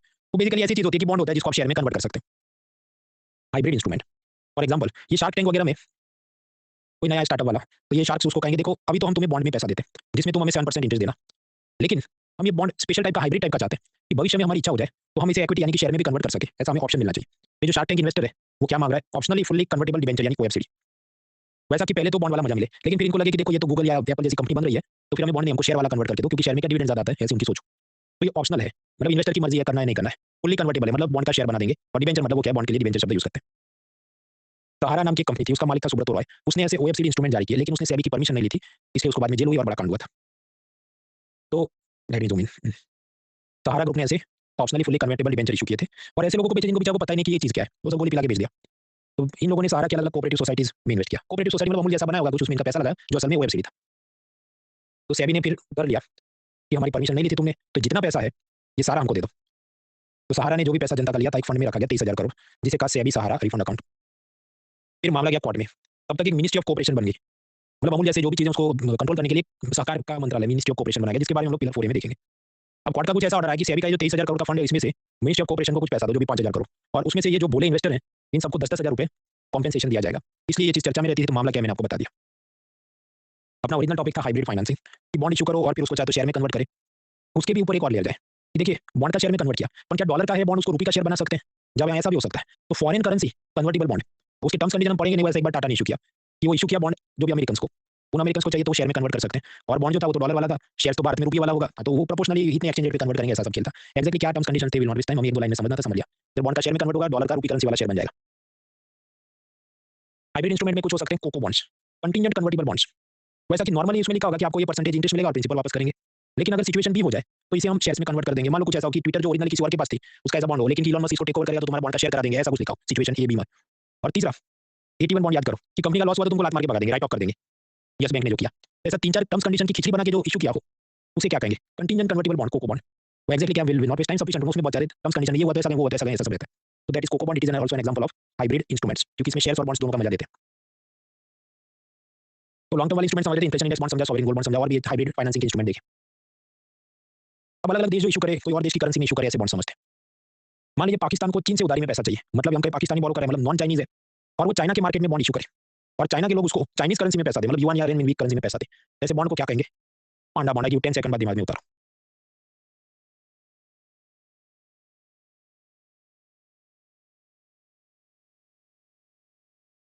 चीन में इशू हुआ, चीनी करेंसी में इशू हुआ, और चीन के बाहर वाले ने पैसा लिया, तो ये पांडा बॉन्ड है। तो इसी लॉजिक में ऑस्ट्रेलिया में कांगारू बॉन्ड हो सकता है, भारत में महाराजा बॉन्ड हो सकता है। वो कैसे काम करेगा, वो लगाओ कि लोकल देश लोकल करेंसी पर उधारी लेने वाला बाहर वाला है, तो ऐसे बॉन्ड्स बन सकते हैं। वो हमें देख लेना, पूरा टेबल दिया है। फिर एक आया कुछ मसाला बॉन्ड, हम लोग वर्ल्ड बैंक के बारे में पढ़ेंगे तीसरे पिलर में, अभी हम लोग पहले पिलर में। वर्ल्ड बैंक एक चीज नहीं, उसके नीचे 5 संस्थाएं, उसमें एक संस्था IFC, international finance corporation, IFC. IFC का काम ये है कि first world country America Europe से पैसा उठाएगा, और थर्ड वर्ल्ड कंट्री ये चाइना भारत इनको पैसा देगा। तो मान लो आईएफसी ऐसे बॉन्ड इशू करे जिसे ओके मसाला बॉन्ड है, वैसा होगा कि भारत के बाहर इशू करेगा, मतलब ऑफशोर है, भारत के बाहर, करेंसी ये रुपये करेंसी में होगा। तो बात ऐसी है, आईएफसी नाम की संस्था है, अमेरिका में बॉन्ड इशू करे, मतलब भारत के बाहर है, तो भारत के पॉइंट ऑफ व्यू से क्या ऑफशोर है, लेकिन इसमें लिखा होगा रुपये वाला बॉन्ड है। तो टॉम क्रूज आर्नोल्ड किसी को इन्वेस्ट करना है, उनके पास तो डॉलर होंगे, हाँ तो वो जाए फॉरेक्स मार्केट में और डॉलर को रुपये में कन्वर्ट करे, और फिर वो ये पैसा दे आईएफसी को, और आईएफसी वाला उसके सामने उसको मसाला बॉन्ड्स देगा, जिसमें प्रिंसिपल और इंटरेस्ट वो कमाएंगे। अब इधर से जो भी पैसा है, मान लो 10 लाख करोड़ या कुछ, वो पैसा मिलेगा किसको, आईएफसी ने पैसा उठाया, अब वो भारत को देगा, क्योंकि मसाला बॉन्ड है तो भारत को देगा। तो भारत की जो सरकारी कंपनियां जैसे ओएनजीसी या प्राइवेट सेक्टर कंपनियां जैसे रिलायंस अदानी, जहां सरकार मेजॉरिटी शेयर होल्डर नहीं है, उनको ये पैसा लोन में दिया जाएगा। फिर क्या होगा, फिर बस अब मुकेश अंबानी और ओएनजीसी रुपये के अंदर प्रिंसिपल प्लस इंटरेस्ट वापस करेंगे आईएफसी को, और आईएफसी रुपये के अंदर प्रिंसिपल प्लस इंटरेस्ट वापस करेगा टॉम क्रूज और आर्नोल्ड को। तो दिस इज मसाला बॉन्ड। आपके भाई तो सीधा ही मुकेश अंबानी आर्नोल्ड से पैसा ले लेते हैं, ऐसा घुमा के जाने की क्या जरूरत है। देखिए सीधा पैसा लेने आर्नोल्ड के मैं डॉलर में देता हूँ, तो मुकेश अंबानी फंस जाएंगे, क्योंकि डॉलर में देगा उस वक्त मान लो 75 रुपीज का भाव चल रहा हो, अभी चलो 85, तो शेयर इमोजी हो जाएगा ना, क्योंकि ज्यादा पैसा रिटर्न करना पड़ेगा, क्योंकि आर्नोल्ड नहीं, तुम डॉलर में कन्वर्ट करके मुझे वापस करो, देन यू टू पे मोर मनी। दूसरा तो यहाँ पर तो बच गया ना, क्योंकि रुपया में दिया तो करेंसी एक्सचेंज फ्लक्चुएशन से अदानी अंबानी को डर नहीं है। दूसरा रिलायंस खुद का बॉन्ड इशू करे, तो उसका रेटिंग आएगा मान लो बी रेटिंग। तो ये लोग कहेंगे रिस्क ज़्यादा है, तो तुम हमको 12% इंटरेस्ट ऑफर करो। और यहाँ रिलायंस ने तो बॉन्ड इश्यू नहीं किया, आईएफसी ने किया जो वर्ल्ड बैंक का हिस्सा है, तो उसका तो सब ट्रिपल ए रेटिंग आएगा। तो रिस्क कम है, तो वो तो समझो 2-4% में भी इश्यू करे, तो इन्वेस्टर ले लेंगे, सब इन्वेस्टर नहीं लेंगे, ऐसे इन्वेस्टर जिनको सेफ खेलना है, वो लोग उसमें इन्वेस्ट करेंगे। इस कारण से जब वही पैसा नीचे रिलायंस को या ओएनजीसी को जाए, हो सकता है 3% ब्याज पे मिले, तो सस्ते ब्याज पे मिल जाएगा। ये फायदा होता है मसाला बॉन्ड का, क्योंकि आईएफसी का बैकिंग मिल गया। लेकिन 30 सेकंड ये बात दिमाग में उतारो, नहीं उतरे नोट पेन से कुछ चार्ट बनाओ।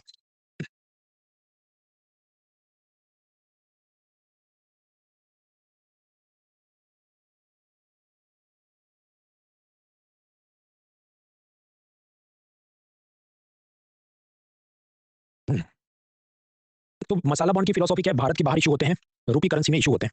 एक तो मैंने आपको एग्जांपल दिया आईएफसी वाला। हालांकि मसाला बॉन्ड कोई कॉपीराइटेड वर्ड नहीं है कि सिर्फ आईएफसी कर सकता है। भारत के बाहर जो भी इशू करे, लेकिन रूपी करेंसी में इशू करे तो हम बोलते हैं मसाला बॉन्ड है। जैसे हाईवे बनाने की एक statutory body national highways authority of India, उन लोगों ने लंदन में मसाला बॉन्ड इशू करे। ये रिन्यूएबल एनर्जी की एक सरकारी कंपनी आईआरईडी है, तो उन्होंने ग्रीन मसाला बॉन्ड इशू किया। केरला की राज्य सरकार ने भी एक बार ऐसे विदेश में कुछ बॉन्ड इशू करवा दिए, तो ये हो सकता है। समझ आ गया? ठीक है, नहीं तो फिर रट्टा मारो जिंदाबाद, और तो क्या बोल सकते हैं। टेबल बना के चार्ट बना के सब कुछ हैंड आउट में दिया। You have to put some effort also भाई। घोड़े को तुम्हें पानी तक ला सकते हो, पानी तो घोड़े को पीना पड़ेगा। एलिफेंट बॉन्ड्स, एक बार एक कमेटी बनी सुरजीत बल्ला, कमेटी उसको याद नहीं रखना है, उसने ऐसा बोला कि ताऊ जी के पास ब्लैक मनी है, तो इसको सरेंडर का ऑप्शन दो कि देखो तुमको जेल में फिट कर देंगे, पर जेल में नहीं जाना तो तुम पैसा हमको सरेंडर कर दो, और उसके बदले तुमको एलिफेंट बॉन्ड देंगे, और एलिफेंट बॉन्ड का पैसा ये सब हाईवे, एयरपोर्ट, शिपिंग पोर्ट, ये सब में डेवलप करेंगे, और उससे भारत देश के एक्सपोर्ट को मदद मिलेगी। ऐसी हमारी सजेशन है, तो that is called elephant bonds. ये भी बने नहीं है, ये तो उसने सजेस्ट किया था। इरिडीमेबल बॉन्ड याद करो कि जिसमें आपको मूलधन यानी प्रिंसिपल वापस नहीं करेंगे। क्या था इरिडीमेबल बॉन्ड? मतलब इंटरेस्ट रिटर्न होगा करेक्ट, प्रिंसिपल मूलधन वापस नहीं होगा। अब उसका एक सब टाइप होता है कॉन्सोल बॉन्ड्स। वो जैसे अमेरिका या यूरोप में कभी बहुत मंदी आ गई या कुछ महामारी फैल गई, पेंडेमिक, तो उन्होंने ऐसे बॉन्ड इशू किए कि जिसमें सिर्फ इंटरेस्ट वापस होगा, प्रिंसिपल वापस नहीं होगा, कॉन्सोल बॉन्ड्स। जब भारत में कोरोना आया तो कुछ एक्सपर्ट्स ने कहा कि भारत सरकार ने भी कॉन्सोल बॉन्ड्स जारी करने चाहिए, उससे जो पैसा है उसे कोरोना से लड़ना चाहिए। तो दैट वाज, सरकार ने ऐसा कुछ इशू नहीं किया, ये तो थियरी की बात है कॉन्सोल बॉन्ड्स। तो inflation index bond, sovereign gold bond, Panda and बाकी एनिमल के बॉन्ड, एलिफेंट बॉन्ड देखा, कॉन्सोल बॉन्ड देखा। अब देखते हैं श्योरिटी बॉन्ड क्या है। सरकार कहे कि नया हाईवे बनाना है, जो भी कॉन्ट्रैक्टर है, L&T group, GMR group, Adani group, तुम लोग आओ टेंडर भरो, और जो कम प्राइस में बनाना चाहते हैं हम उसको ऑफर करेंगे। लेकिन ऐसे जो भी टेंडर भरे जाते हैं उसमें सरकार इंसिस्ट करेगी कि भाई कुछ बैंक गारंटी दो। तो बात ऐसी है कि जो भी कॉन्ट्रैक्टर है उसने फी देनी होगी कोई भी बैंकर को, मान लो एसबीआई को, और एसबीआई उसके सामने लिख के देगा बैंक गारंटी। देखो अगर ये कॉन्ट्रैक्टर जो भी हाईवे बनाना है उसको सही टाइम पे सही क्वालिटी पे नहीं बनाता है, तो ये बैंकर सरकार को नुकसान की भरपाई करेगा, मान लो 50 करोड़ देगा। इसे हम कहते हैं बैंक गारंटी। आपके परंतु बैंक क्यों पैसा देगा सरकार को? भाई धर्मात्मा कोई नहीं है, ये लोग फीस लेंगे। बैंक गारंटी पेपर्स आपको बनवाने, आप एक ठेकेदार कॉन्ट्रैक्टर है, आप बैंक को फीस देंगे, वो आपका बैंक गारंटी लिख के सरकार को दे देगा, और फिर कॉन्ट्रैक्टर को प्रोजेक्ट मिलेगा, वो अपना हाईवे बनाएगा। ओके बढ़िया, इसमें क्या गलत है? गलत तो कुछ नहीं, पर कोरोना के दौरान हुआ क्या, मजदूर वतन चले गए, इंटरनेशनल से जो भी मशीनरी आना था, कुछ बुलडोजर या कुछ वो नहीं आया, तो टाइम पे हाईवे खत्म नहीं होगा। अब सरकार अगर पकड़े बैंकों को, देखो तुमने कसम खाई थी कॉन्ट्रैक्टर पूरा नहीं किया, तुम पैसा दो, हमको पैसा दो, तो बैंकर्स ने हाथ खड़े कर दिए कि अब से हम ऐसी कोई बैंक गारंटी लिखने के लिए असमर्थ है, वी हैव प्रॉब्लम्स, क्योंकि इसमें रिस्क बहुत बढ़ गया है और मजा नहीं अब। तो सरकार ने सोचा कुछ नया करते हैं हम, तो श्योरिटी बॉन्ड्स लाते हैं। वैसा कि जो भी कॉन्ट्रैक्टर है वो अब जाए कोई इंश्योरेंस कंपनी के पास, जैसे रिलायंस जनरल इंश्योरेंस, और उसको फी पे करे। फी पे करेगा तो मुकेश अंबानी बॉन्ड इशू करे, श्योरिटी बॉन्ड, और वो सरकार को देंगे। उसमें क्या लिखा होगा कि अगर ये हाईवे कॉन्ट्रैक्टर राइट टाइम पे राइट क्वालिटी में हाईवे नहीं बनाता, तो आपका जो लॉस हुआ गवर्नमेंट का, वो रिलायंस कंपनी भरेगी। रिलायंस मतलब रिलायंस इंश्योरेंस कंपनी। तो ये हुआ श्योरिटी बॉन्ड। इसे रेगुलेट कौन करेगा? क्योंकि ये इंश्योरेंस कंपनी के साथ जुड़ा मामला है, तो आईआरडीएआई जो कि इंश्योरेंस सेक्टर का regulator, they will look after this. तो that is surety bond, consol bond, surety bond. देखिए ये सब असल में एक दो लाइन के मुद्दे, उससे ज्यादा उसके टर्म्स कंडीशन में उतरना नहीं है। Social impact bonds, Bill Gates, Wipro के अजीम प्रेम जी, इनको कहा जाता है हाई नेटवर्क इंडिविजुअल है, मालदार पार्टी है, अमीर लोग हैं, इनको कहा जाता है they are impact investor. Impact investor ऐसा होता है कि वो सिर्फ प्रॉफिट नहीं देखता, वो ये भी देखता है कि मेरे इन्वेस्टमेंट से कुछ समाज का, एनवायरमेंट का कल्याण होना चाहिए। तो they are called impact investors. तो भी सीडबी, वो क्या हाईफाई था लास्ट वीक, देखा हाईफाई क्या होता है, नाबार्ड सीडबी एग्जिम वगैरह, सीडबी ने यूनाइटेड नेशन और बाकी संस्थाओं के साथ मिलकर वीमेंस लाइवलीहुड बॉन्ड इशू किया। इसमें इंपैक्ट इन्वेस्टर इन्वेस्ट करें, 3% इंटरेस्ट है, आपके 3% तो बहुत कम ब्याज है, इसलिए मैंने आपको ये लोग सिर्फ प्रॉफिट नहीं देखते, देखते हैं कि समाज का क्या हो रहा है भला। बस फिर उधर से पैसा आएगा, वो माइक्रो फाइनेंस वालों को देंगे, वो सब महिला एंटरप्रेन्योर को देंगे, वगैरह वगैरह। So this is social impact bond. उसी तरह स्किल इंपैक्ट बॉन्ड भी निकाले जा सकते हैं, जिससे गरीब बच्चों को ये सब प्लम्बिंग, वेल्डिंग, इलेक्ट्रिशियन ऐसे कोर्स करवाएं जाए। लेकिन नॉर्मल बॉन्ड में क्या होता है कि अदानी बॉन्ड इशू करे, 100 रुपए का बॉन्ड है, 8% इंटरेस्ट दूंगा, तो प्रिंसिपल 100, इंटरेस्ट रेट तो मुझे वापस कितना मिलेगा, 108। ये नॉर्मल बॉन्ड है। अब जैसे एक एनजीओ क्राई, वो दिवाली के ग्रीटिंग कार्ड्स बनाता है, ये बच्चों, अनाथ बच्चों की मदद से, फिर आप उसको खरीदो, अनाथ बच्चों का अनाथ आश्रम चलाता है वो। अब वो जो बॉन्ड इशू करेगा वो कैसा होगा? Zero coupon, zero principal bond. मतलब ऐसा कि वो बॉन्ड 100 रुपए का है, मैं इन्वेस्ट करूँ, इनको 100 मिला, तो प्रिंसिपल मुझे कितना रिटर्न होगा? जीरो प्रिंसिपल, मतलब कुछ नहीं मिलेगा। जीरो इंटरेस्ट, वो भी कुछ नहीं मिला, रिटर्न क्या मिला? कुछ नहीं मिला, जीरो। तो that is called zero coupon, zero principal bond. तो समझो कि ये क्राई फाउंडेशन फर्स्ट टाइम ऐसा इशू करेगा, तो उसे हम क्या कहेंगे? प्राइमरी मार्केट में इशू किया है। तो प्राइमरी मार्केट में तो अदानी भी इशू कर सकता है नॉर्मल बॉन्ड, और ये एनजीओ टाइप के लोग भी अपना इशू कर सकते हैं। यस, ये फर्स्ट टाइम इशू करने तो कहीं तो करेगा, प्राइमरी मार्केट ही होगा। या सेकेंडरी मार्केट में बेचा जा सकता है, समझो अदानी का बॉन्ड बेचा जा सकता है, क्योंकि उसमें कुछ 108 मिलने वाले हैं, तो मुझे इमरजेंसी वो 5 साल से पहले निकलना हो, तो मैं किसी को जो 90 रुपये में बेच के निकलूँ, तो सेकेंडरी मार्केट में नॉर्मल बॉन्ड्स का रीसेलिंग हो सकता है। यस, क्या सेकेंडरी मार्केट में से zero coupon, zero principal bond का ट्रेडिंग हो सकता है? जब नहीं, क्योंकि इसमें कुछ मिलना ही नहीं है, तो इसको क्या ही आप आगे बेचोगे? गाड़ी होती तो रीसेल करते ना, जो हवा में ही है, कुछ है ही नहीं, उसको क्या रीसेल करोगे? So secondary market trading not allowed. Feature याद रखने से अभी ने सब लिखा इसलिए। मान लीजिए अमिताभ बच्चन ने खरीदा है, तो ऐसे जो भी बॉन्ड होते हैं उसमें आपको नॉमिनी लिखना होता है, मैं मर जाऊं तो ये इसको दे देना, मेरे वारिस को, अभिषेक को दे देना। नॉर्मल बॉन्ड का ऐसा ट्रांसफर हो सकता है। Yes, zero coupon, zero principal bond का ट्रांसफर हो सकता है, जब हाँ कहीं इसमें मिलना कुछ है नहीं, तो क्या ट्रांसफर कर, वो लिखा है उन्होंने, तो हम कबूल करें, हाँ भाई हो भी सकता है, मतलब ट्रांसफर हो सकता है, पैसा कुछ मिलना है नहीं।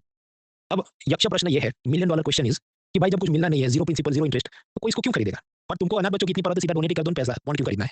And it is right question कि ये जो क्राई फाउंडेशन को तुमको बहुत पड़ा है अनाथ बच्चों की, तो सीधा पैसा डोनेट कर दो ना। But there is a problem, सीधा डोनेट करना है तो मुझे एप्रीहेंशन होगा कि सच में अनाथ बच्चों की मदद करेंगे, सच में अनाथ आश्रम खड़ा करेंगे, तो मैं या तो डोनेट नहीं करूंगा या छोटी रकम करूंगा, 10-20 रुपए ले जाओ तुम। लेकिन जब आप बॉन्ड इशू करते हैं तो सेबी इसको रेगुलेट करता है, यानी अब ये क्राई फाउंडेशन ने अपनी पूरी बैलेंस शीट, हिसाब किताब, कहाँ कितना पैसा खर्च हुआ आया, वो सब दिखाना पड़ेगा। तो अब इन्वेस्टर का कॉन्फिडेंस बढ़ता है वो रिपोर्ट्स देख के, तो फिर हो सकता है कि अब जो भी 4 का मामला है, 10,000 रुपए, 10 लाख रुपए ज्यादा फंडिंग उनको मिल सकती है, मतलब डोनेशन मिल सकता है। That is the objective behind this zero coupon zero principal bonds. और इकोनॉमिक सर्वे क्या कहेगा? इकोनॉमिक सर्वे क्या कहेगा? ये बहुत मानेगी दूध की नदियां बह रही है, दैट्स इट। अब याद करो, शरिया और इस्लाम में लिखा है कि ये जो पॉर्क, अल्कोहल, गैम्बलिंग, ये सब हराम चीजें, इसमें इन्वेस्ट नहीं करना है। तो ऐसा शरिया कंप्लाइंट बॉन्ड इशू किया जाए, उसे क्या कहेंगे? Sukuk bond. मतलब उससे पैसा लिया, वो जो भी सरकार को इन्वेस्ट करेगा या यूज करेगा, पर गलत चीजों में नहीं करेगा। भूटान, कोरोना के बाद अभी टूरिस्ट कम हो गए, उसका और भी कारण कि बाकी जो देश हैं, जो भी इंडोनेशिया, मलेशिया से लेके लोग वहाँ ज्यादा जाते हैं। तो भूटान सोचे क्या नया करूँ, एक नया सिटी बनाते हैं, गेलेफू माइंडफुलनेस सिटी की, जहाँ ये सब योगा और मेडिटेशन और बुद्धिज्म ये सब हम प्रमोट करेंगे, तो नए टूरिस्ट आए। इसके वास्ते उनको बहुत पैसा है, जो भी $100 बिलियन या कुछ, तो बॉन्ड इशू करेंगे। उसका क्या नाम है? Bhutan nation building bond. इससे राष्ट्र निर्माण नहीं हो रहा है, इसी से सिटी का निर्माण हो रहा है, so that is nation building bond. ये भी एक लाइन में याद करना है। तो हमने सोशल इंपैक्ट टाइप के बॉन्ड देखे अभी। ग्रीन बॉन्ड्स, ग्रीन बॉन्ड आप समझते हैं कि उसका जो पैसा है ये सब renewable energy, solar, wind project ये सब करना है। तो फिर ब्लू बॉन्ड क्या होगा? उससे जो पैसा आएगा उससे ये मरीन प्रोटेक्शन, समुद्र में मछलियां और उनका संवर्धन करना है, ऐसा कुछ खेल करें तो ब्लू बॉन्ड से। इसमें भी लंबी चौड़ी लिस्ट है, एंड ऑफ में आराम से पढ़ लेना। अभी भारत सरकार ने सोचा कि हमें भी ये सब सोलर विंड प्रोजेक्ट को प्रमोट करना है, तो जनता से पैसा उठाते हैं, सॉवरेन ग्रीन बॉन्ड्स। सॉवरेन मतलब जो सरकार द्वारा जारी किया जाए, of course RBI on behalf of government सब काम देखेगी, बट सरकार ये समझो इन्वेस्टर पैसा देंगे, जो भी सपोज 16,000 करोड़, वो सब पैसा जाएगा कंसोलिडेटेड फंड ऑफ इंडिया में, क्योंकि एक जात का लोन है और लोन में सरकार जितना भी पैसा ले वो कंसोलिडेटेड फंड ऑफ इंडिया में जाता है। कंसोलिडेटेड फंड क्या है वो हम समझेंगे बेशक सेकंड पिलर में, अभी हम लोग फर्स्ट पिलर में है। अब उसमें से पैसा कहाँ इन्वेस्ट होगा? वो सब सोलर विंड टाइप में होगा, बाकी चीजों में नहीं होगा, दारू और गैम्बलिंग के अंदर नहीं होगा। वो टेबल दिया देख लेना। अब इस प्रोजेक्ट को मॉनिटरिंग कौन करेगा? Chief economic adviser. वो क्या सेकंड पिलर में देखेंगे, वो उनकी कुछ कमिटी में वो मॉनिटर करेंगे। तो that is sovereign green bonds. अब ऐसा हुआ, ये तो हर साल इशू करेंगे, तो जनवरी 2025 में करीब 10,000 करोड़ के सॉवरेन ग्रीन बॉन्ड इशू किए, मतलब सरकार ने आरबीआई की मदद से इशू करवाए। तो मतलब फ्लॉप फिल्म हो गई, 70% बॉन्ड खरीदे इन लोगों ने कि हमको नहीं चाहिए, हमें अपना पैसा इसमें नहीं डालना है। तो मतलब ये तो एपिक फ्लॉप हो गया। ऐसा क्यों है? उसका कारण ये है, अभी मतलब 2 बार इंडियन एक्सप्रेस में आर्टिकल आ गया, जान लेते हैं। सरकार ने यहाँ से जो पैसा लिया वो ज्यादातर उन्होंने इलेक्ट्रिक ट्रेन में लगा दिया है। अब जो रेलवे से हम लोग बाद में मेंस में भी समझेंगे कि रेलवे की प्रॉफिटेबिलिटी इतनी जोरदार नहीं है, और सरकार और नए नए इलेक्ट्रिक ट्रेन लगाती रहे, तो जो इन्वेस्टर है उसे भाई ये पूरा वायबल नहीं लगता मुझे कि मेरा पैसा वापस होगा कि नहीं। दूसरा, जो भी पैसा इन्वेस्ट हुआ तो उसका क्या इंपैक्ट हुआ, इतने सोलर प्लांट लगा, इतना बिजली बना, कोई रिपोर्ट सरकार टाइम पे रिलीज नहीं करती। 2023 का जो भी डेटा है, मतलब जो रिपोर्ट आना चाहिए 2025 तक अभी रिलीज नहीं हुआ, तो मतलब इसमें वादे हो गए। अब मान लो कि मारुति कार है तो आप खरीदते हैं, क्योंकि आपको पता है मैं इसको रीसेल भी करूंगा, हाथों हाथ कोई तो मिल ही जाएगा सेकंडरी मार्केट में। लेकिन अब यहाँ पर ऐसी आपको जब एप्रीहेंशन है तो दूसरों को भी होगी, तो सेकंडरी मार्केट में इसके बाहर नहीं मिलते, तो मतलब समझो ये 5 साल का बॉन्ड होता, फंस जाते हैं, तीसरे साल पे निकल नहीं सकते।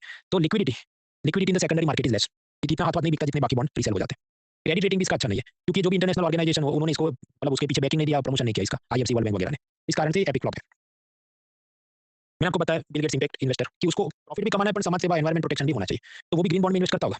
लेकिन वो करेगा तो कैसे? नॉर्वे, स्वीडन या कोई फर्स्ट वर्ल्ड कंट्री के बॉन्ड में इशू करेगा, इन्वेस्ट करेगा, क्योंकि वहाँ ट्रांसपेरेंसी अकाउंटेबिलिटी ज्यादा रहती है, हर साल का डेटा हर साल रिलीज करते हैं, 2023 का डेटा तक दिया नहीं हो।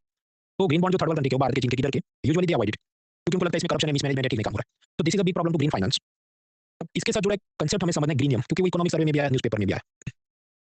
गौर कीजिए, नॉर्मल बॉन्ड है, मान लो अदानी अंबानी का, फेस वैल्यू $1,000, कूपन रेट या इंटरेस्ट रेट चला 3%, उसके सामने हमें ग्रीन बॉन्ड इशू करें, मतलब इसका पैसा हम लोग सोलर विंड वगैरह काम में यूज करेंगे, और ये भी $1,000 का है, और इसमें हम इंटरेस्ट भी कम ऑफर करें। देखो भाई, हम तो प्रॉफिट के लिए थोड़ी कहते, समाज सेवा, पर्यावरण है, तो हम तो इंटरेस्ट भी कम ऑफर करें 2.7%। तो बिल गेट्स के पॉइंट ऑफ व्यू से सोचो कि यहाँ पर उसका एक प्रकार से काल्पनिक नुकसान है, नॉशनल लॉस, कि भाई मैं नॉर्मल बॉन्ड में इन्वेस्ट करता 3% मिल जाता, तुम्हारे बॉन्ड में इन्वेस्ट कर रहा हूँ, ग्रीन है बोल के तुम 2.7 दे रहे हो, तो मेरा लॉस है -0.3%। इसको हम कहते हैं ग्रीनियम। ग्रीनियम मतलब जो investor is willing to bear this much notional loss, वो इतना काल्पनिक नुकसान सहने को तैयार है, क्योंकि मैंने आपको बताया वो इंपैक्ट इन्वेस्टर है, तो क्या ठीक है, एनवायरमेंट प्रोटेक्शन है, तो एनवायरमेंट इंपैक्ट क्योंकि यहाँ पॉजिटिव है, so he is willing to bear this much negative loss. मतलब ये तो काल्पनिक है, कुछ तो उसको मिल रहा है, 2.7% इंटरेस्ट तो मिल रहा है, लेकिन नॉर्मल बॉन्ड के मुकाबले कम मिल रहा है, तो but still he is happy, he is willing to invest. पहले ये टेबल दिमाग में उतारो 30 सेकंड में, इसके बाद ये और कॉम्प्लेक्स होगा नेक्स्ट स्लाइड में।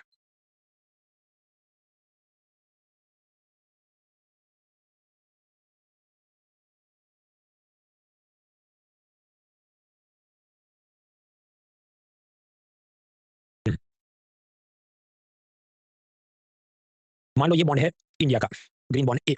अब उसके मुकाबले मान लो नॉर्वे की सरकार भी अपना ग्रीन बॉन्ड निकाले, जिसमें $1,000 है, और वो कह देखो हम तो सिर्फ 2.5% इंटरेस्ट देंगे। तो यहाँ पर बिल गेट्स का नुकसान कितना है? नॉर्मल बेंचमार्क क्या था, 3% इंटरेस्ट, उसके मुकाबले 2. मतलब उसे -0.5% का नोशनल लॉस, काल्पनिक नुकसान है। यहाँ हम कहीं इसका ग्रीनियम हाई है कंपेयर टू दिस। आपके नेगेटिव में तो लो वाला और नीचे खराब होता है, पर यहाँ पूरी तरह से वो बोल रहा है कि वो ज्यादा लॉस बियर करने को भी तैयार है। ऐसा क्यों? क्योंकि उसको लगता है कि नॉर्वे का बॉन्ड है वो एनवायरमेंट पे ज्यादा पॉजिटिव असर करेगा, ट्रांसपेरेंसी अकाउंटेबिलिटी है, वो एनुअल डेटा हमको देंगे, भारत सरकार जैसा नहीं कि 2023 का डेटा 25 तक रेडी नहीं है, तो मैं ज्यादा लॉस सहन करने को तैयार हूँ। I am willing to bear higher greenium. Norway के बॉन्ड में वो कबूल हो जाए, भारत में नहीं कबूल हो, इसलिए भारत का बॉन्ड को लेगा नहीं। भले उसको ऐसा लगता हो कि आप कहने पॉजिटिव है ना, पॉजिटिव तो है भाई, पर इन्वेस्टर को विश्वास भी तो होना चाहिए कि पॉजिटिव है। इंडियन बॉन्ड्स मतलब Indian green bonds are not getting higher premium, या हम ये कहें कि आप उसको बहुत सस्ते ब्याज पे इशू नहीं कर पा रहे क्योंकि इन्वेस्टर को आता ही नहीं है, तो फिर आपको और नजदीक ले जाना पड़ेगा कि 2.7 नहीं 2.8 पे 2.9 पे इशू करता हूँ, तब कोई इन्वेस्टर हाँ ठीक है अब तुमको मौज करो 0.1 का मैं प्रीमियम लॉस सहने को तैयार हूँ। तो आप समझो नॉर्मल बॉन्ड के बहुत करीब आपको जारी करवाना पड़ता है, तो वो एक प्रकार से सरकार को सस्ते ब्याज पे लोन नहीं मिल रहा ग्रीन प्रोजेक्ट के लिए, दैट इज द चैलेंज। तो जो भी न्यूज़पेपर में इंडियन एक्सप्रेस में द और ये इकोनॉमिक सर्वे में आर्टिकल है वो बोलना क्या चाहते हैं इसके आसपास वो बात करना चाहते हैं। Indian green bonds are not getting higher premium. ऐसे मिलते जुलते बॉन्ड है environment social and governance bond ESG bond वैसा मॉर्गन स्टैनली गोल्डमैन सैक्स ये सब क्या एनबीएफसी कंपनियां जो अलग अलग जाके इनके पास लाइसेंस होते हैं पेंशन इंश्योरेंस प्राइमरी डीलर वगैरह, तो वो अमेरिका की मार्केट में जारी करे ईएसजी बॉन्ड, उसमें से इनको मिले मान लो $100 और फिर वो आगे कहीं पर वही पैसा कोई कंपनी में इन्वेस्ट करेंगे, लेकिन उसमें वो देखेंगे आपकी कंपनी का एनवायरमेंट सोशल और गवर्नेंस का नॉर्म क्या है। मतलब वो कहेंगे कि चलो अदानी की कंपनी में इन्वेस्ट नहीं करेंगे क्योंकि तुम तो म्यांमार के डिक्टेटर्स की जो माइनिंग कंपनी उधर से तुम तो सब सामान खरीदो जहां पर रोहिंग्या रेफ्यूजीज को वो बॉन्डेड लेबर गुलाम बना के काम कराते हैं और उसमें बहुत सारा कोल माइनिंग करते हैं उससे प्रदूषण होता है, तो हम आपकी कंपनी में ये पैसा इन्वेस्ट नहीं करेंगे। तो ऐसे होते हैं ईएसजी बॉन्ड्स। समझो इधर लोन किसने लिया मॉर्गन स्टैनली गोल्डमैन सैक्स ने लिया अमेरिकन से, पर उनको बोला हम तो बहुत अच्छी कंपनियों में एथिकल कंपनियों में डालेंगे एनवायरमेंट को खराब करने वाली कंपनियों में नहीं डालेंगे, तो दैट इज ईएसजी बॉन्ड्स। इसके बाद 5 की स्लाइड अभी निपटा देते हैं, then the class is over. Catastrophe bonds आपदा साइक्लोन सुनामी ट्विस्टर वगैरह अमेरिका में आप जानते हैं ये सब साइक्लोन वगैरह आते रहते हैं, तो वहां पर कैटास्ट्रॉफी बॉन्ड इशू करते हैं। वो ऐसा बॉन्ड है कि मान लो 1 साल का बॉन्ड है जो भी सपोज $100 का, तो अगर कोई साइक्लोन नहीं आया तो इंटरेस्ट भी वापस करेंगे और प्रिंसिपल भी वापस करेंगे, लेकिन मान लो साइक्लोन आ गया तो इंटरेस्ट वापस करेंगे प्रिंसिपल का $100 वापस नहीं करेंगे, क्यों वो $100 से साइक्लोन रिलीफ का काम हम करेंगे, तो that is catastrophe bond. If there is a disaster principal will not be return only interest will be return. आपके कोई बेवकूफ आदमी होगा ऐसी चीजों में डाले पैसा, भाई वो यहाँ पर समझो इंटरेस्ट आपको अच्छा ऑफर करे कि नॉर्मल बॉन्ड में मान लो 3% ब्याज देते हो, इधर आपको बोले कि हम 9% ब्याज देंगे, तो जिसको रिस्क खेलना है जुआ करना है वो कर सकता है। देन कम्स इलेक्टोरल बॉन्ड, लेकिन वो हम कल पढ़ेंगे। मैं आपको पहले मैं ये चीज 2 लेक्चर में निपटाता था, लेकिन फिर क्योंकि यूपीएससी ज्यादा सवाल पूछ रहे तो क्या टॉपिक ज्यादा बढ़ जाए, टॉपिक ज्यादा पड़ जाए फिर हो ये कि 2 ही लेक्चर आपके पास हो तो बहुत तेजी से दोहराना पड़े, which is not very good for absorbing, क्योंकि आपको भी दिमाग को भी टाइम लगे, फिर 2.5-3 घंटे रोज खींचो तो कैपेसिटी होती है याद रखने की समझने की। सुकून से पढ़िए, अपने पास 4 दिन है आराम से पढ़ेंगे, आप कोशिश करें जितना आज पढ़े इसको रट के खत्म करना है, क्योंकि ये तो प्योर थियरी है मोस्ट ऑफ दिस जो कभी बदलने वाली नहीं। तो अभी क्या बुधवार को जो भी उसका टेस्ट लिया सीधा एग्जाम की अगली रात इंडेक्स देखना है, पूरा भी वापस नहीं पढ़ना, सिर्फ इंडेक्स देखना है, एक लाइन मुझे याद आ गया खत्म। तो इलेक्टोरल बॉन्ड बचते हैं वो हम कल देखेंगे। तो समझिए बॉन्ड वाला ज्यादातर खत्म, इलेक्टोरल बॉन्ड और 2-4 छोटे टॉपिक बचे, उसके बाद हम कल शेयर्स आईपीओ ये सब भी समझेंगे। उसका नेक्स्ट हैंडआउट मैं कल शाम 7 बजे तक अपलोड करता हूँ, क्योंकि मैंने आपको बताया यहाँ पर 2 हैंडआउट्स हैं। ये जो बॉन्ड वाला ये आई थिंक जो भी 23-24 पेज का होगा, जिसमें आप जानते हैं 3 पेज का तो इंडेक्स होगा, बाकी जो 20 पेज है उसमें भी बहुत सारे ग्राफिक्स और टेबल्स हैं, असल में may be 15 pages worth of content. इसको पढ़ के खत्म कीजिए, 1-2 टॉपिक बाकी कल मैं पूरा करूंगा, और कल दूसरा हैंडआउट 1C2 मतलब ये शेयर्स और उसकी चीजें आईपीओ वगैरह का हैंडआउट अपलोड करता हूँ। फिर टुमारो कुछ पीवाईक्यू भी सॉल्व करेंगे, अपना पढ़ के कल करते हैं। All the best, let's like it.